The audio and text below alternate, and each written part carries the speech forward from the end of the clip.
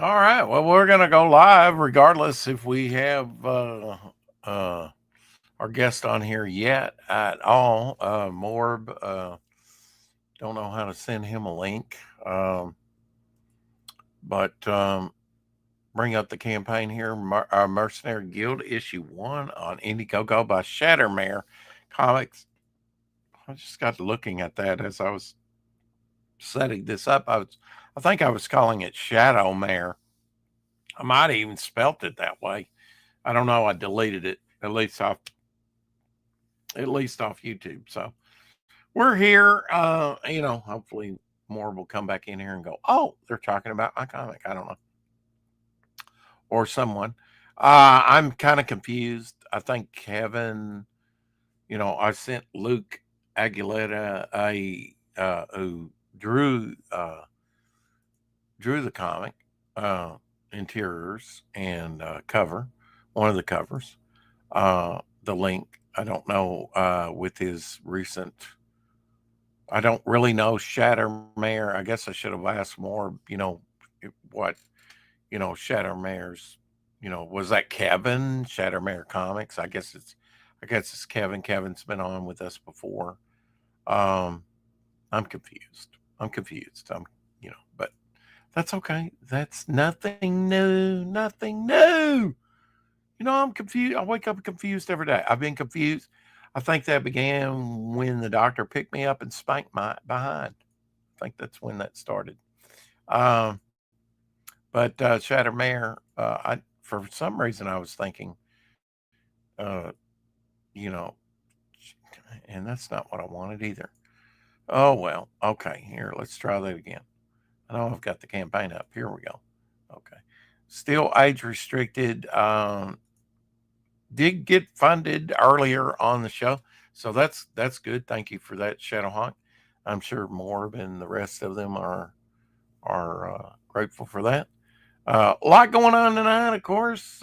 Is it Saturday? It's Saturday, man. What do I know what day it is? No, half the time I don't. I've been working on my own campaign. Um, in fact, let me check with the campaign. Let me just renew that real quick.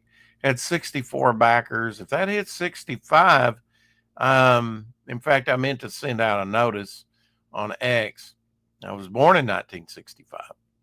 So the first new backer, I guess I could send that out, you know,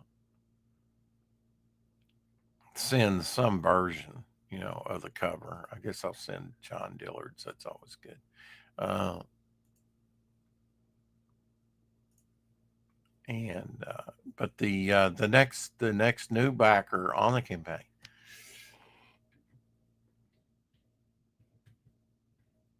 will get a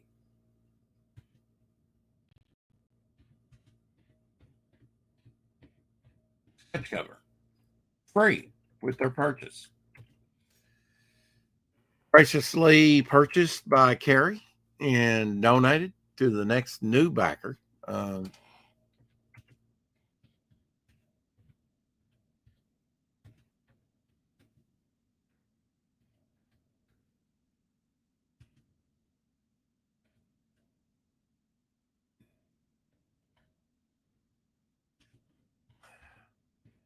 Sorry about this. Next backer number 65. Let's see.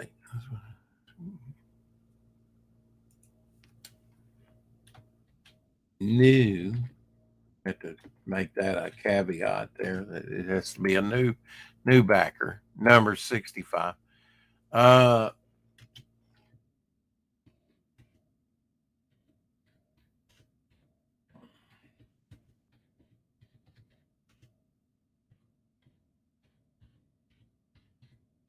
Uh, this is a crowning shame when I'm the only one that has a has a.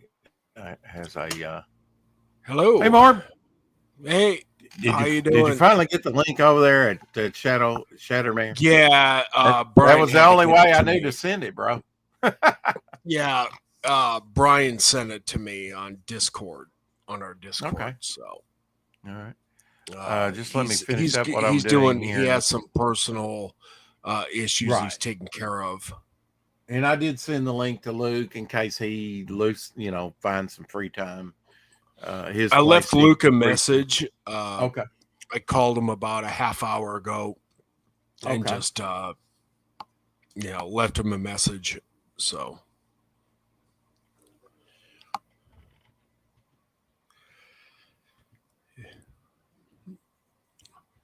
but we also have Frank Walker, colorist. I wonder if he wouldn't mind getting on. I don't know. Sure. Yeah. If you know how to send him that link, absolutely. Yeah. Yeah.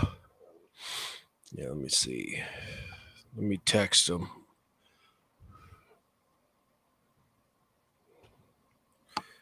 There we go. So, and then I guess I need to put the visual with that.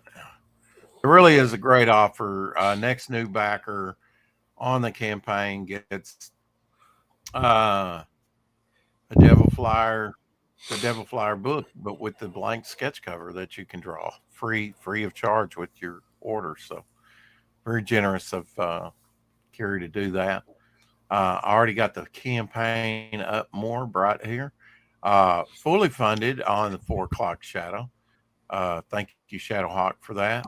106% there, 14 Wow. backers now. $532. Join the Brotherhood today. Let's see. We have now this here, but now that's kind of cropped on there. So let's just go down the campaign here. There's the guitar big pick there. If I can speak more, Of course. if I could speak, that's a guitar pick or facsimile thereof. Yes. I really It's like a the mock scroll up. there. It's a mock up, but that's how it should look. We'll see. Yeah, it looks awesome. Yeah. Okay, so here's the main cover by Luke, Mr. Death Metal Hero. Yeah. And then we also have a variant cover right now. This started out as like a poster or something like that, a promo thing. Something like that. Yeah. It Cover, started right? off as a poster, and it's Mhm. something Luke just came up with, and I dug it. Mhm. Now we're seeing MG number 1, pages 1 through 8. Okay, so Mercenary Guild 1 through 8. That's the prologue. So the first 5 pages are prologue. Okay. Yeah, got a little. What we see the tatas covered up there. What age appropriate is this? 17 or above, maybe. It's probably PG-13. Okay. Okay. Maybe a little bit above. I don't think you need to be 17, but it's probably not I for really didn't think 8-year-old. about that. It's not for 8-year-olds. I really didn't think about that till and Eric Weathers is lettering it. We should say that. Mm-hmm. That must be nice. And talk about the Mercenary Guild T-shirt. That's cool. That's actually news to us. Luke, Frank, and I were on a stream last week, and we looked at the campaign and said, "There's a T-shirt." And Luke's like, "I want my T." I said, "I don't have a T-shirt." Yeah. But Brian has a T-shirt guy in Florida who can hook him up, and so that's basically what the T-shirt will be. Mm-hmm. Mm-hmm. You have a sketch cover as well, which is cool.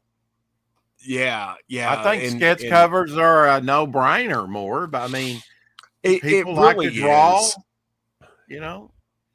Now is this going to be a wrap that was Luke's suggestion was the sketch cover because it is a no-brainer, and I know he loves doing them, and so yeah.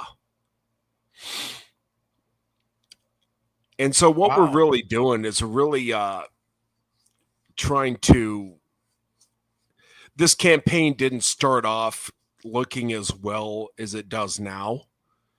to put it nicely. And so, but Brian has really made efforts to dress it up more, beef it up. Yeah, that's kind of what I'm doing now, and it only took me a year to do it.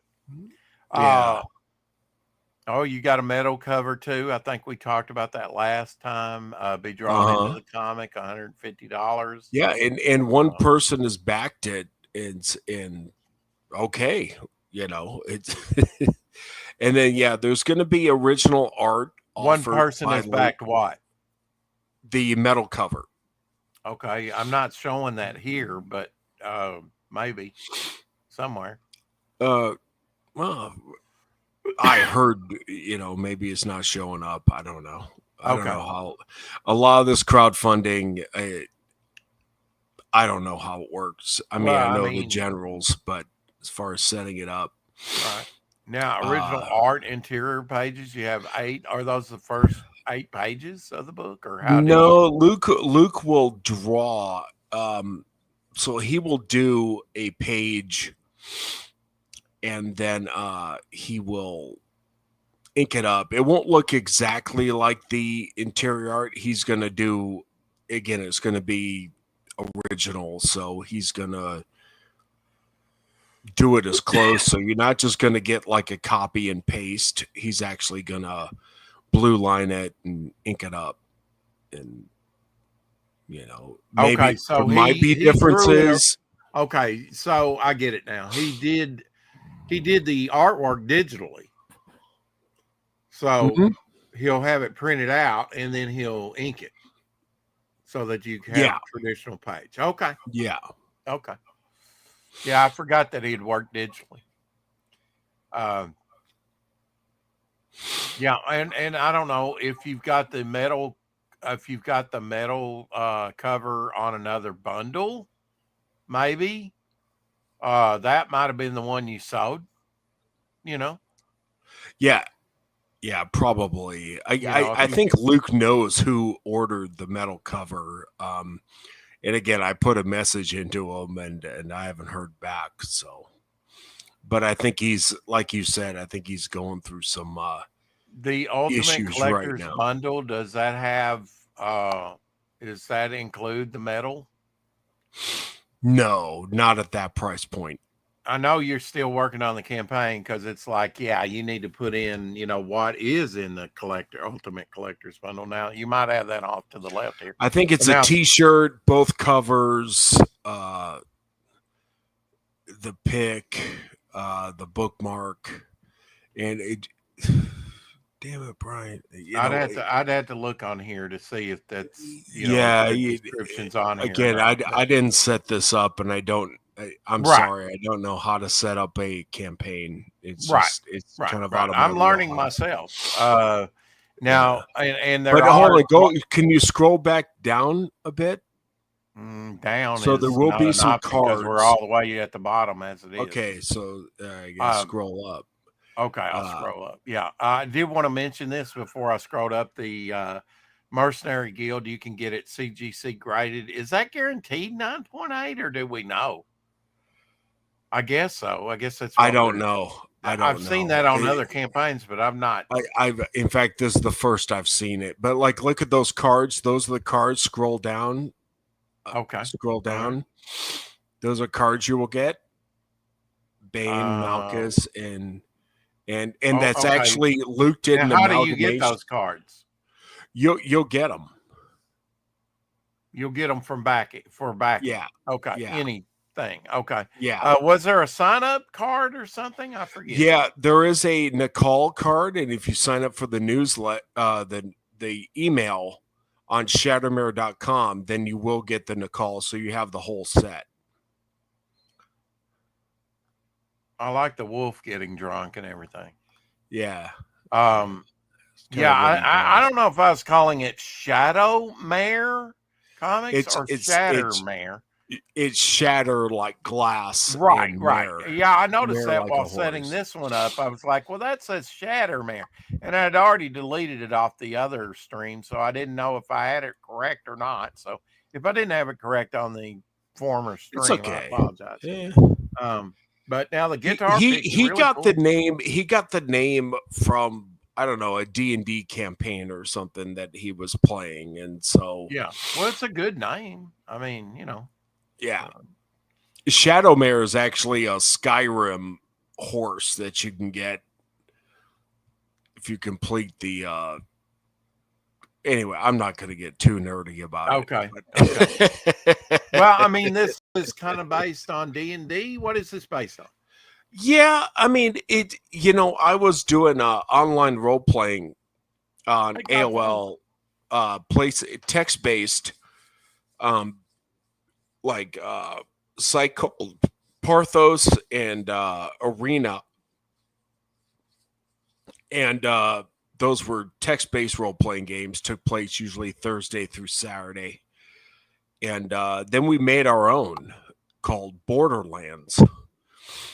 And AOL wouldn't let it, or Crossroads. It was actually originally named Crossroads, and AOL said that we couldn't use that because they had another room called Crossroads. So we renamed it to Borderlands, and I actually helped write the game, and came up with the map of the town and stuff like that, and so there were characters in it, and I actually was Malchus. His real name was Morbius, so that's a deep cut.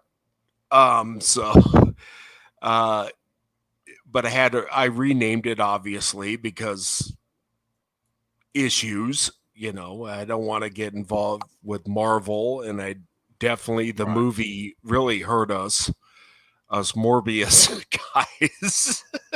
Well, I mean, Morbius has been around forever. That in fact, Morbius, believe it or not, was the first Marvel character, that I saw in a magazine, in a Marvel magazine.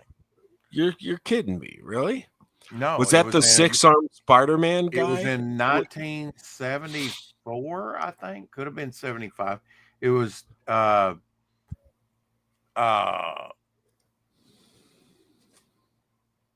he must be doing that. Let's see.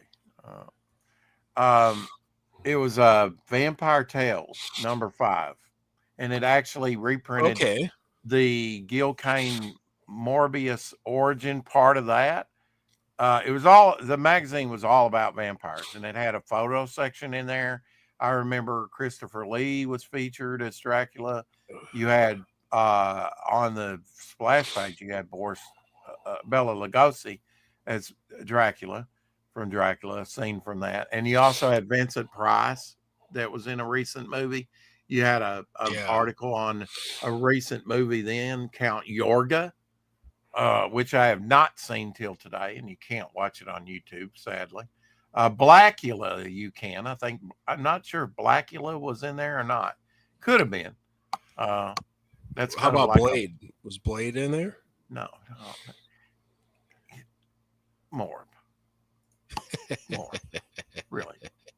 1974, 5. No, Blade wasn't even. I see what you mean. The Marvel character. Yeah, he might have been around in Tomb of Dracula, but no, I don't think even Tomb of Dracula. I'm not even sure what year.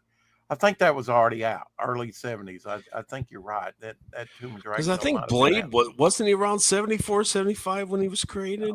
Maybe earlier than that. He was in it. I think his first appearance was issue 10 of Tomb of Dracula. So he was definitely around. I got what you meant, but when you said Blade, I went immediately to the movies in my head. Yeah. But yeah, more definitely he was in the comics way earlier. Yeah, I think starting with issue 10. I don't have his first appearance, so I don't know. But because I know he was created in the 70s. Mm-hmm. Well, the Mobius story that you were talking about, Morbius, I don't know. Morbius was. He's also a great French artist. Just saying. The first time I saw him was when Spider-Man grew like 6 arms. Hey, so yeah, 72 and 6. Yeah, like William Marshall. Yeah, he was in the original Star Trek. in an episode, where he can put that supercomputer on the bridge, and it actually wound up killing some people. But anyways, so by doing text-based role playing, it really honed my writing and character development, and you were very well respected in that community if you could do that.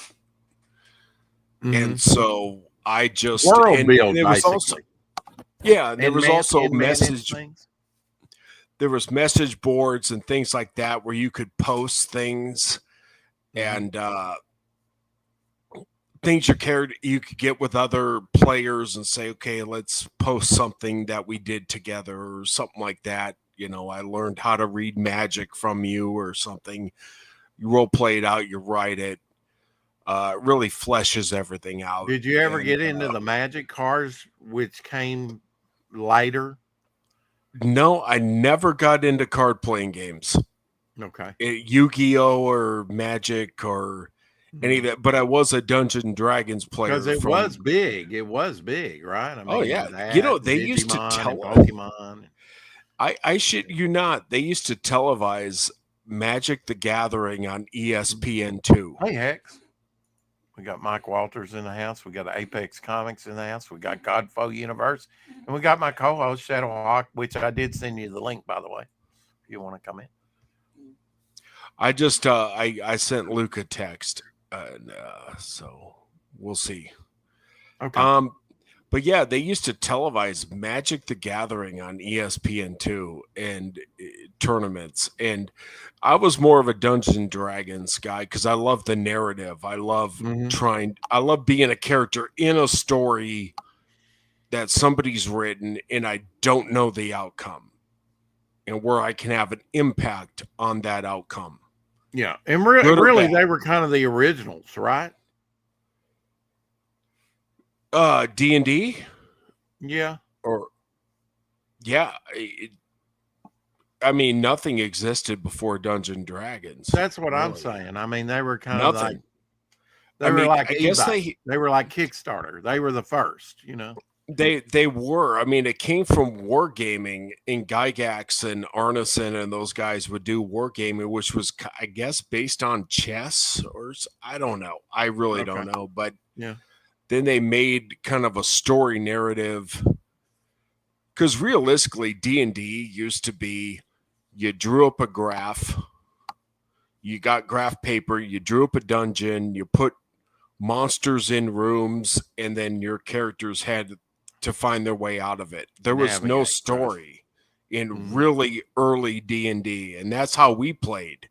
I had tablets of graph paper that I didn't play it, but then they would come out with manuals. You know, I remember the original manuals, and you know, they would update the manuals, and it was just kind of like in comics where you had a who's who, and then you had a who's who deluxe. You know, they would every few years they would do handbooks. You know, and they would upgrade them. You know, the ultimate. You know. Handbook and expansions and they would do like, here's the Baxter building, here's the pogo plane, here's the whatever's in that world. You know, it was even non-characters, the weapons, the characters that were dead, you know. Yep. And you know what we did as kids, because you know we're playing and we're in middle school, and so we're coming up with the Marston House. You know, we watch Salem's Lot or Camp Crystal Lake. So we come up with Jason Voorhees, and we got to deal with Jason Voorhees, or again, Salem's Lot or something like that. I mean, we just homebrewed everything. And, you know, if there wasn't a rule for it, we made one there on the spot, you know, and that was the great thing about role-playing games like that. And I think that's the appeal. I think with card games, there's no role playing. You know, it's just basically spades. So if you ever been to jail, I don't know if you went to college, but did you do any writing courses or was it just no, come out of actually the gaming? No, I never did writing courses. I just wrote a lot of stuff online. I had a website called This Site Sucks, and it was in the early 2000s, and I used to write for this guy J Rob, but he got upset at me. And so what I would do is I'm very much into horror movies. I love horror movies. And it was back at the time when we still had VHS tapes. And what's that? Yeah, VHS tapes and video rental stores. And I would rent the shittiest fucking movie I could, and I would get loaded off my ass, and I'd watch it, and then I'd write something, and then pass out. Frankenhooker. I get 15,000 hits a day on this site. 15,000 hits. I can believe it. Yeah. You know, just making fun of basically everything Neurotic and Critical Drinker are doing. I did that in 2002. I was doing that shit on my own blog that I had to set up the HTML and all that shit. I was doing that already. I'm way ahead of the fucking game. Yeah. Just making fun of some of the worst movies from the 60s and 70s and any bad movie I could find. Trog, you know, things that they used to be on a B list at like the drive-in movies. Yeah. Like Day of the Triffids. Yeah. But here's where it all came to a head when I did Last House on the Left. Now, I understand Wes Craven's a legend, and I love the guy. But I used to rate things in skulls, 1 to 4 skulls. I took a picture of my toilet and uploaded it for Last House on the Left.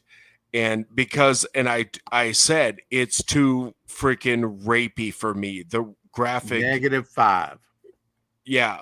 The graphic rape scenes were too much for me. And I literally got emails because everybody could link to my email, and because we didn't have Facebook or any of that crap. And I literally got a death threat. Like, how can you not like this movie? Last House on the Left, it's a classic. And I said, I stand by it. Look, I love Wes Craven. That movie, I can't watch it. I can't see. And same thing with I Spit on Your Grave. I can't watch it. That's fine. Do your thing. I don't want it censored. Or Cannibal Apocalypse, maybe. Huh? Cannibal Apocalypse. Have you watched that? Cannibal No, I haven't. Cannibal Apocalypse. No, I have not seen that. Yeah. It's probably real graphic, right? I mean, cannibal. It really depends. I'm not into torture porn, and I'm not into rapey stuff, but I can see what the people are going after. I'm more into the monster movie or the thriller. All right, your top 5 horror movies. Now, that's a big genre because you got all kinds of different. I know.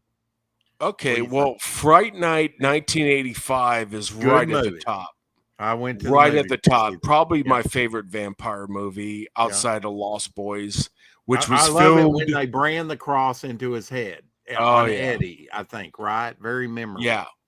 Yeah. Yeah. I mean, Jerry Dandridge is the best vampire on screen. You know why I love him so much is because he was unapologetic. He enjoyed being a vampire. He wasn't crying or, you know, he was what he was, and that's it, man. Was that pure evil? I mean, how did he kind of play it? How did he what? Because, I mean, there's evil and there's pure evil, you know, for the joy of it. Oh, he's pure evil. Okay. Yeah. But he's charming. Well, you know, I grew up with you know, Chris Sarandon is such a charismatic actor. You know. So we got 5 here. Where we're going with it? What have we got? All right. We got one. Fright Night. Fright Night. All right. So we got Fright Night. We got Holy Night. Creatures of the Black Lagoon, Frankenstein, Dracula. I mean, there's a lot. Well, I grew up on those. Welcome definitely to the show, Universal. Brian. Hey, Brian. There's Brian, but hey, Brian. Good evening, gentlemen. Here's Sorry. Brian. I'm picking sorry, his brain you know about what? horror movies, Brian. Yeah, we're talking about horror movies. I used to have a Sweet. so top 5. I mean, wow. I mean, I gotta put The Fog of John Carpenter. Okay. Even though many people will say The Thing or Halloween are his best films, I really think The Fog. And again, whatever. Is that was the story? Because why do you think The Fog out trumps those? You know, I'm a West Coast guy, and it was filmed out here, and it just this creeping pirate ghost and revenge story, and I just dug it, man. Adrienne Barbeau was in that, wasn't she? Yeah, she was. Yeah. Yes, she was. Yes, she was. And all three of her. All her D cups. All her D cups were in that movie. I remember her in Swamp Thing. Yeah, I remember that lake scene. Uh-huh. That's all I remember of the movie. Yeah, that formed my childhood like the womb. Yeah. But you know, and I look at something like Nightmare on Elm Street, and you have to look at that. Now, see, so I'm going to praise Wes Craven on this one because that is, if you ever heard of New Line Cinema, oh yeah, that is, they were built on Freddy Krueger. Oh, absolutely. Nightmare on Elm Street built that studio. Yeah, yeah. And so Freddy Krueger is the house that was built on. So and something like Alien, Alien, which is kind of like sci-fi horror. Definitely, but you know, would I choose Alien or Event Horizon? It's tough. See, but I think Alien Horizon, and I'm like, what is the draw to that? I thought it was me. Oh yeah, I think Event Horizon's kind of an underrated movie. I think it is too, but I mean, for me, it was kind of maybe I just don't get the concepts of it, But definitely Alien, and some people would, and then I got to look at something like Psycho from Alfred Hitchcock. Jason in Space, Jason X. Jason in Space. It's the same thing as Alien. It's horror in space in a very limited. It's except the, instead of a xenomorph, it's Jason. It's the same story. I love that movie. I'm serious. I love Jason X. I don't give a shit. The better ones.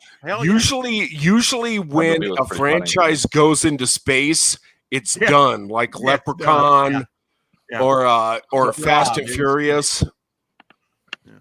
Killer Tomatoes. Santa Claus. And some people now, is Jaws a horror movie? Well, I don't know. It would be if you put him in space. Yeah, I think so. In space. Okay. How about Silence of the Lambs? See, one of my favorite movies of all time, period, is Silence of the Lambs.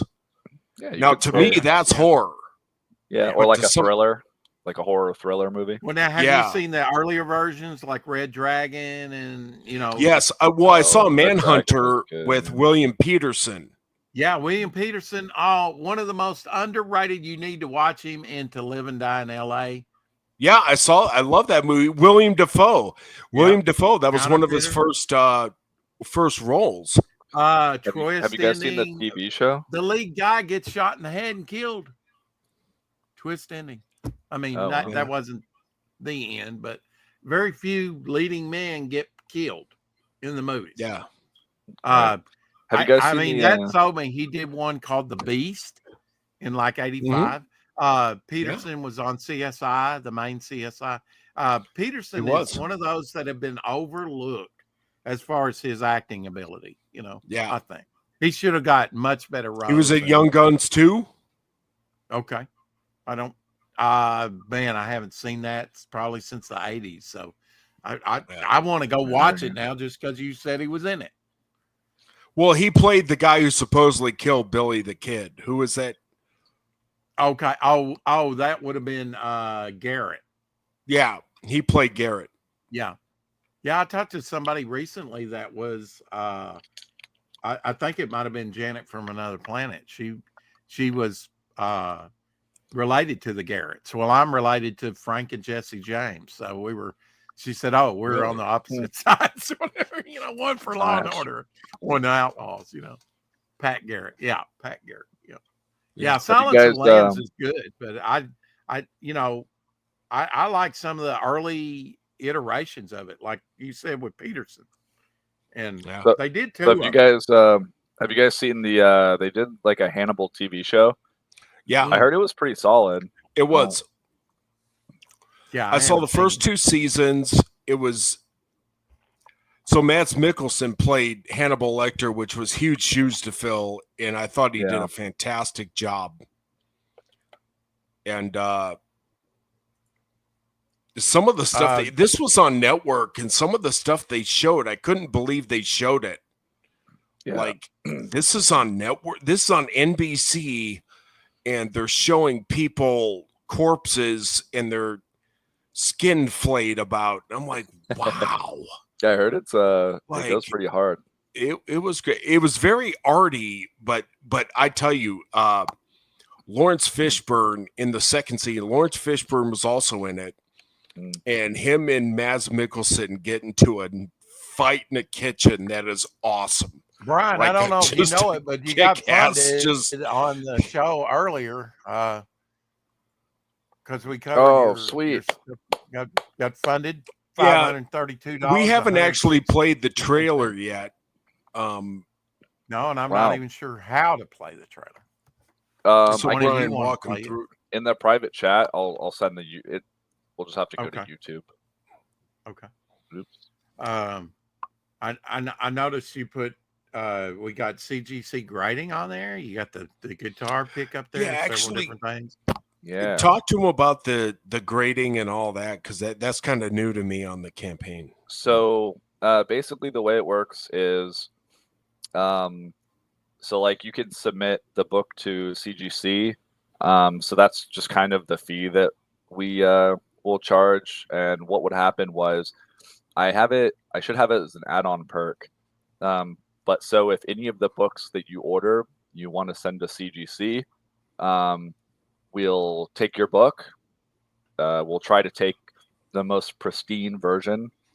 You'll try and hit that 9.8. I know Graham Nolan did one of those with his, and he got back a 9.9. And there have been some campaigns get back 10s. Yeah, CGC is starting to give out more 9.9 and 10. So, and the first run that we did for CGC, that we took the books from our printer and then had them signed and sent off, they were all 9.8s. So we have a pretty solid quality prints for the book. So, so that's my spiel. If you want to do it and you want to add it on to basically any of the books that you order, I'm happy to do it. We've got actually CGC is in Florida. So we'll either use the third party that we use, which is basically most of the cost of that extra fee. Morb was saying maybe April for fulfillment. We're shooting for April, maybe. For the end of April for printing. Yeah. Okay. I put May there just to be safe. But I really want to shoot for most of all the books to be printed and fulfilled before we go to Heroes Con up in North Carolina this year, which is in June. So my goal is to have everything done, shipped, and into the people's hands by May. Yeah. When you get product in hand, then you really got something to show somebody and sell. And we got T-shirts to make and things like that. The guitar picks are on the way. They should be here by Friday. Cool. I know you'll be scarfing up a few of those. We're excited about those. So and they are Diodario 1mm black picks. They're on the side, so they're very usable. They're very high quality. Diodario does not make bad strings or bad products for your guitar accessories. I hope that information's up there. The more information you can get, I'm redoing my campaign now, Brian, and it's putting more artwork and all kinds of stuff that, just with a little direction I could have done a year ago. Really, it takes a while to build a really sharp looking campaign. Well, Brian, this isn't his first rodeo. And again, I came across him based on, I was watching TFM. I see Hardly Heroes. That looked medieval. Okay, what's this? I didn't even know it was a comic. And then I saw the Indiegogo and exclusive cover. If you order, bang, I'm in. And I read it. I dug it. I sent them my story. I never thought I'd ever hear from them again. Within 5 days, I'm getting a phone call saying, "Can we talk?" So, that's and then from I'm glad there, you put it that way, because I wanted to expand it beyond Mercenary Guild and ask Brian about Shattermare, because you're coming up on issue 10 of an issue. Is that right? Issue 10. So like William was saying, and I sent you we can watch the trailer at some point. I sent you the link in the private chat. Okay, But I just want to ask you about Shattermare first before we do that. I also I kind of Mercenary preface Guild this. is not your first rodeo. It's not your first book, right, by any means, right? Tell us what you published in the past and a little bit of the history about Shattermare. Yeah, comics, for sure. those that might not know. Yeah, so we started Shattermare number 10, yeah. So we started development of our first book, Hardly Heroes, probably around 2020, 2021, like the COVID era. Around pandemic time. Yeah. We're like, well, we're all stuck at the house and we're getting, all the Mhm. stimulus checks. Might as well do something with them, right? Well, there you go. Yeah. Yeah. So I decided to start the business, and part of it was, so my friends group and the head writer of Hardly Heroes, we're in a D&D campaign, D&D group, and we try to meet every Monday night. But back then we were just hanging out after one of the sessions. We were done with the night, and we were talking around the table, and we were just coming up with ideas of like, hey, I think we have a pretty good story here, that we really all collaborated on. How do we do? Like, we should do something about this. We should do something with this. Why don't we? What do we do to kind of make something out of? Thank you, I appreciate it. I'll go into the backstory for the name too, but yeah. So we were just coming up with an idea of what we could do with the campaign that we were kind of all contributing to and forming the story of, and so we decided, well, why don't we make a comic book? One of the guys in the group, he learned to read reading comic books, and I did too. And right here, I made a reader. Right here, and I need Sesame Street and comics. Nice, yeah. And I need into comics, right? Like that's one of the fewer nerd hobbies I surrounded myself around. I'd hang out at comic shops, play D&D and like Magic the Gathering, and this old card game Versus system, which had DC and Marvel. So on the cards, they always had flavor text from the comic books. Anyway, so I decided, okay, yeah, I definitely need to start going back and reading all the good runs of comics. But so we started working on Hardly Heroes, and then none of us have been in the industry. We're not veterans. We don't know people. We don't have the connections. So we just said, fuck it. Let's come up with a publishing company. We need a publishing company in order to publish the book. So that's how Shattermare Comics was born. And then the Shattermare name is just kind of an inside joke of this spell that the mage always likes to cast called Shatter. And we came up with Mare because it's kind of like, we're like the new dark horse of comics, right? So we're the underdog. Cool. So and we even played around with Shadowmare, and we said, no, that's too close. So that's like kind of that's Skyrim, dude. That's Skyrim. That's straight out of Skyrim, yeah. So that's how we formed the Shattermare name, because it's like the thunder crack of the spell Shatter and the horse right here. So so then we were working on Hardly Heroes. We had about 2.5, 3 issues in the can before we launched. So we launched issue 1 of 2022. And what was the hardest thing about doing all this, Brian? Oh man, the hardest thing was yeah. Well, specifically, the hardest thing is finding good artists to work with, like professional artists. Because none of us can draw to save our lives. So like we I mean, we're confident in our storytelling and story writing. So that was a hurdle, but we figured it out. Well, what is the Hardly Heroes? What's the premise behind that comic? Yeah, so the premise is, so it's an adaptation of the Dungeons and Dragons game, and the basic story arc is, you have this ragtag group of misfit adventurers that come together, and through no fault of their own, they end up basically saving the world. Even though you have a bunch of infighting amongst the party, and they're not exactly the most stand-up guys, so they may make some pretty amoral decisions along the way.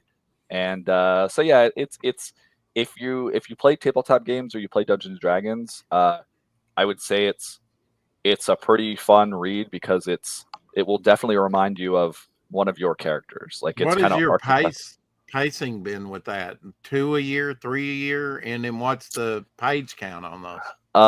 Yeah, so we started off, we were trying to do one like every other month, and quickly realized, yeah, this is because we're not doing the art ourselves, the art expense is pretty high.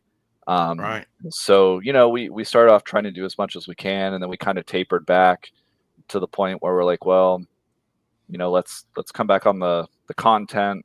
We'll still focus on coming out with more issues, but there's no way we can get this out like every other month. So unfortunately, and because we were going through a transition in artists, again, going back to like finding a good artist that's consistent and that does interior pages. You'd be surprised how hard it is to find an interior artist in the comic industry based on comic art. It's kind of weird. Like, they're all willing to do pinup pages. I wouldn't. Well, you probably wouldn't, but yeah, to the I've got about a dozen different artists on my project. So yeah, it's been years in the making, There you go. Yeah. To corral all that talent, Right. And that's the one of the hardest things is just managing all of those different How pieces. do you get in contact, making those contacts? That's why I think the YouTube channel has worked, at least for me. It's just meeting these people, interviewing people like you, and going, right. Oh, Morb's a writer. I need a writer, which I don't. I write all my stuff. But sorry, you're out of it. If you do, though, even before you had it. I got you covered. If you want to do a spin-off, you got me covered. If I need a story, actually, if I could interject here, one of the things that really grabbed me about Hardly Heroes was on the interior page. They actually give a story of why they did it, and they had a dungeon master who passed away early in life, and it's actually a really heartfelt type of thing, and this really was a heartfelt kind of tribute to this person. Brian, I don't want to pick scabs, but you're fine. I mean, I unfortunately I didn't meet Wilson because I joined the group probably a year into it. So I mean, I know all the other guys that are still in there, but yeah, I had a colorist pass away. I've had a supporter pass away. We just had Zevius, who did logos, who could do anything. He was an artist, logo, anything with letters. He did all the Cyber Frog, all the Cyber Frog books, the lettering. I mean, the logos. Oh, sure, yeah. Oh, okay. And he did Weaponize Werewolf for Justin Belmont. I know, with Smokes the Fuck. So I mean, he did. Yeah, and I forget. There's just different ones, but he just passed away. So, I mean, it happens, that and other things while you're trying to develop something. It's unfortunate, and I think what you're saying about not only getting a good artist, interior artist, but interiors are different than like a cover or a pinup from sequential art, panel to panel to panel. There really is an art to that.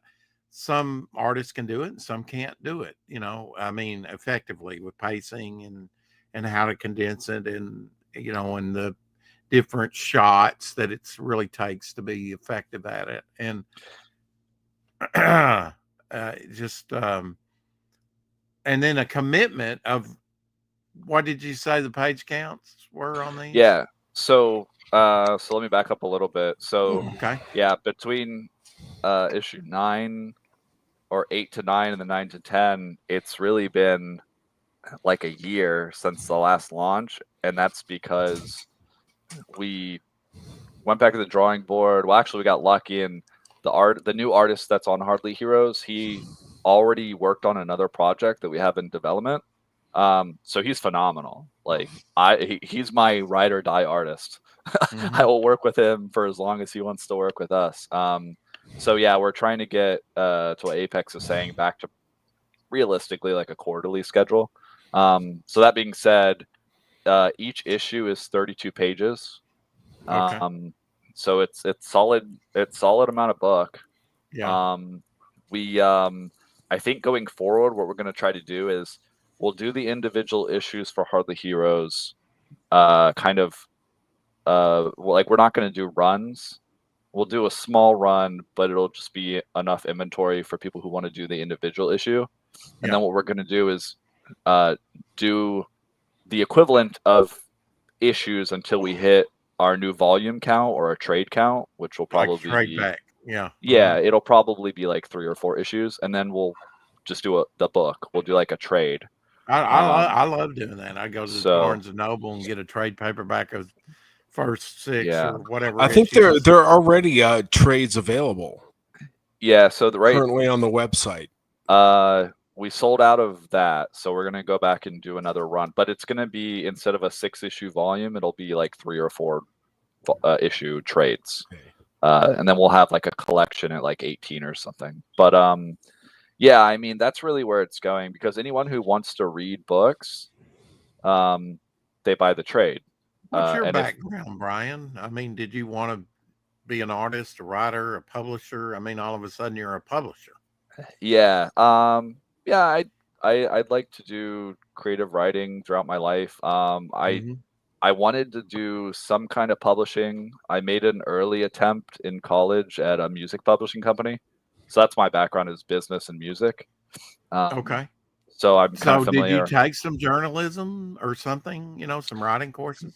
Yeah, just writing courses, and just for fun, just stuff I'd like to write. Like a lot of just like theory crafting and world building for like settings and fantasy stuff that I would think about in my head. Just jotting notes down, Yeah. Or stuff that we, played through at like the tabletop games or whatever. But yeah, so we let's see. So yeah, 32 page counts. And you're probably of the age, you probably watched Dungeons and Dragons cartoon, Dark Water and Thundar and other things like that were He's not that old. I'm not, yeah, it's like slightly that's my age.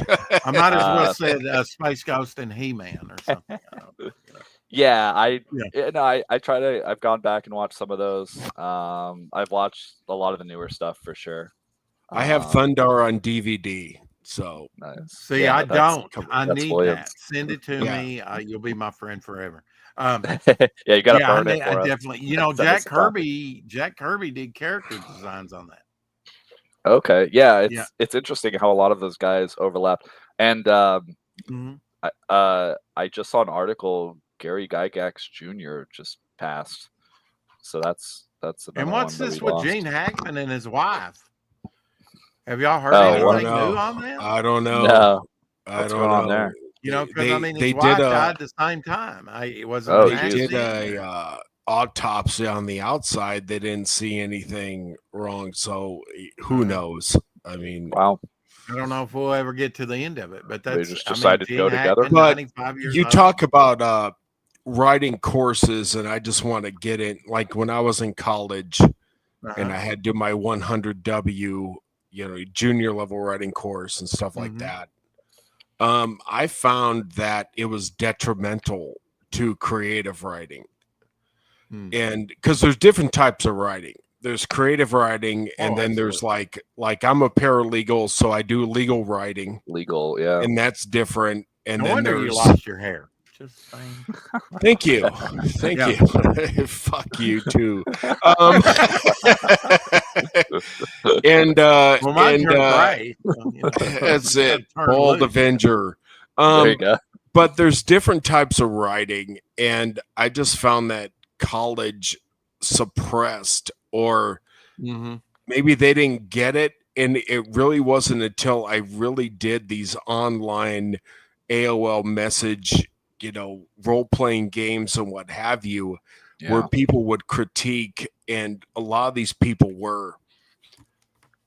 And it made me revisit fantasy writing like Lord of the Rings, like R.A. Salvatore, and people like Hickman and Weiss and Robert E. Howard. And I started to look at how they do. And I can never do Tolkien. I can't do a chapter on a dewy meadow. But I can still give you the gist. And so I started to write. And then, again, I told you about my horror website. Brian, you missed this. I used to have my own blog or horror website called This Site Sucks. And it was me getting drunk, watching the worst horror movie I could, and then writing about it, and then passing out. And then I get 15,000 hits a day. On this Sorry, site. I'm not laughing at you. I'm laughing at Apex. Yeah. And but the writing was just funny because I was so angry and fucked up. And people just thought, I was spurging out, and people loved it. So I was basically destiny. I was basically the critical drinker. Yeah. I was literally the critical drinker 20 years before he was ever anything. You were the I was the original. Yeah. 20 years before he was a sperm. Got it. Yeah. Right. You were like the angry, and I did it on purpose. You're like the angry movie critic guy, or whoever that goes. Yeah, and I did it on purpose, and it was hilarious, and people loved it because it was just off the cuff, and who gives a shit, and if you don't like it, fuck you. And it was directly connected to my email address, so everybody they could email me where they liked it or not, because there was no social media. There was no like Twitter or any of that crap. Those were the days. Yeah, and it was the Wild West of the internet, but I had to set up an HTML, and I got all that ready to go, and I had a nice logo and whatnot, and it was there you go. It was ridiculous. And I wrote, and people said, you're an idiot, but you're a good writer. like I don't know how to take that. Thank you. You've been warned.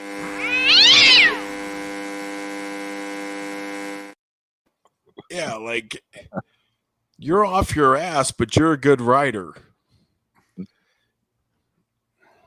All right, we doing the trailer? We're doing the trailer. All right, folks, hang on.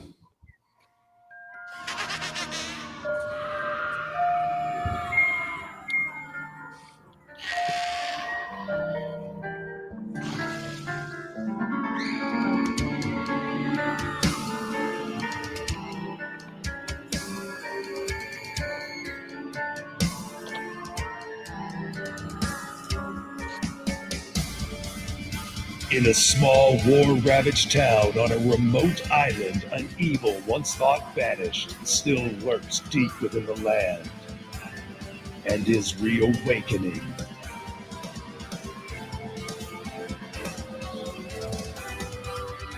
In this slowly healing community torn between two factions, an outcast band of adventurers strive to rebuild their lives and make this island their new home. As darkness encroaches upon the weary citizens, only the Mercenary Guild stands in its way.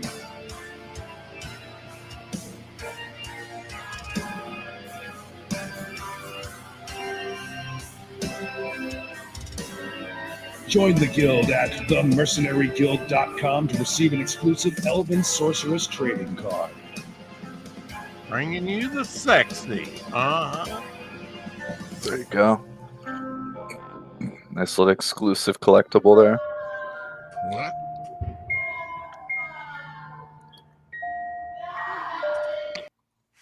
Not Cindy there. The screams from hell and the lamenting of your women. See, that's the stuff I love doing. I like all the production design and bringing everyone together. Yep. That's probably my best strength. And I saw the mock-up of the T-shirt. I like that. So on the site. Very cool. Now so, Luke Luke wants one, but you have to cut the sleeves off for Luke, or he can do it himself. Yeah, I'll send him a pair of scissors. Fresh scissors he can do. Because Luke doesn't wear sleeves. No, of course not. Yeah, he's too ripped. Showing those bare arms. Yeah.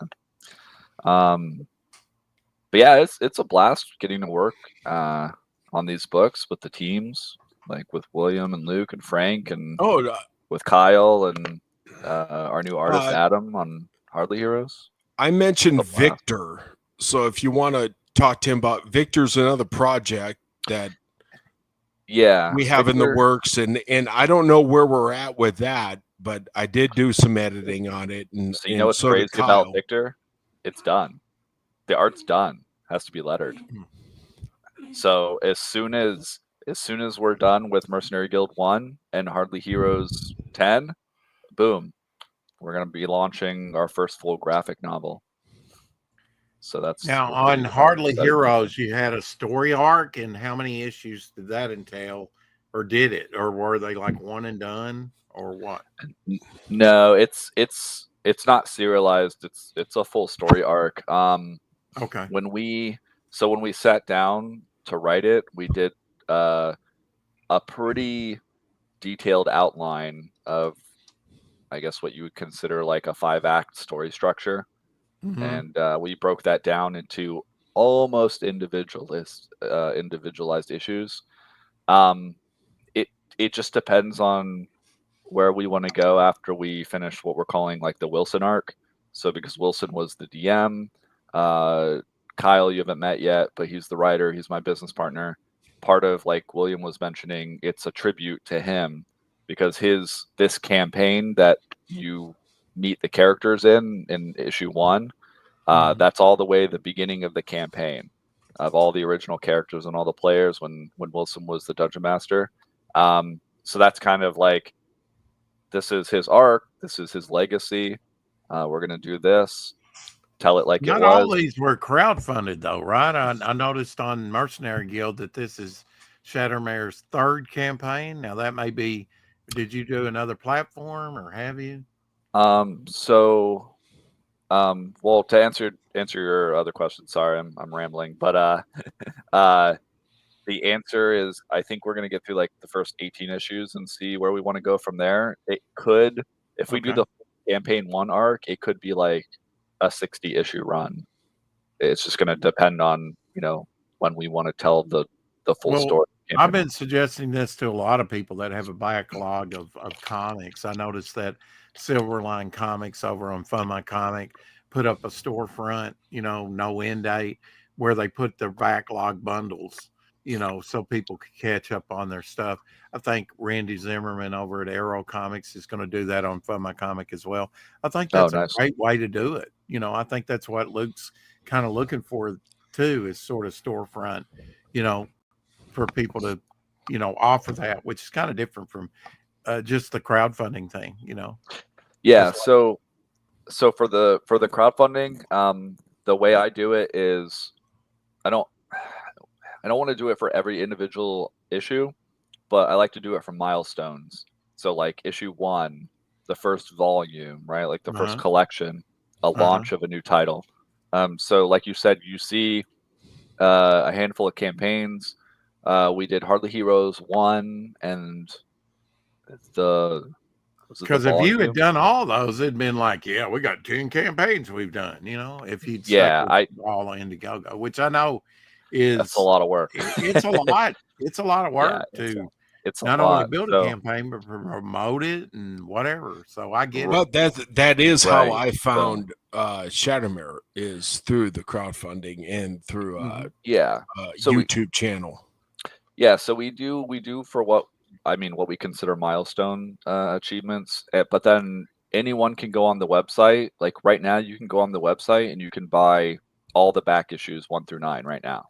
Right. So if anyone and out you there sold is like, out of some, but you'll be doing a second printing of the trades,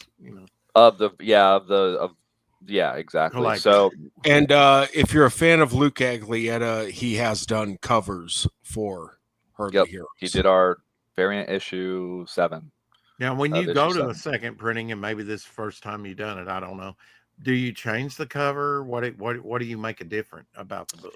Which I think you said you're going to cut down how many issues is in it and do like maybe 4 issues. Second. And they'll right. So they'll effectively have a different cover, because if we do say maybe 1 will be the same, but if we do issue 1, 2, 3, and then 4, 5, 6, 4 is going to have a different cover than the volume did, which was all 6. So we're gonna cross that bridge once we get to issue 12. What's been the most exciting thing about it, Brian? The most exciting thing was issue 1 of Hardly Heroes, followed by volume 1. Was that your first book? Yeah, Hardly Heroes was the first book that we've done. Yeah. Just getting that first book, I did this in your hand. Exactly. Holding it in my hand at the printer. Absolutely. Oh my God. That's like having your first child. It is. I imagine. They're all your babies. But I can't wait for it. So.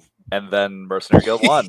That's my new baby. So you'll be doing a crowdfunder for Victor too, right? Because that's a number 1. Yes. Well, Victor is going to be the full volume. It's going to be a graphic novel.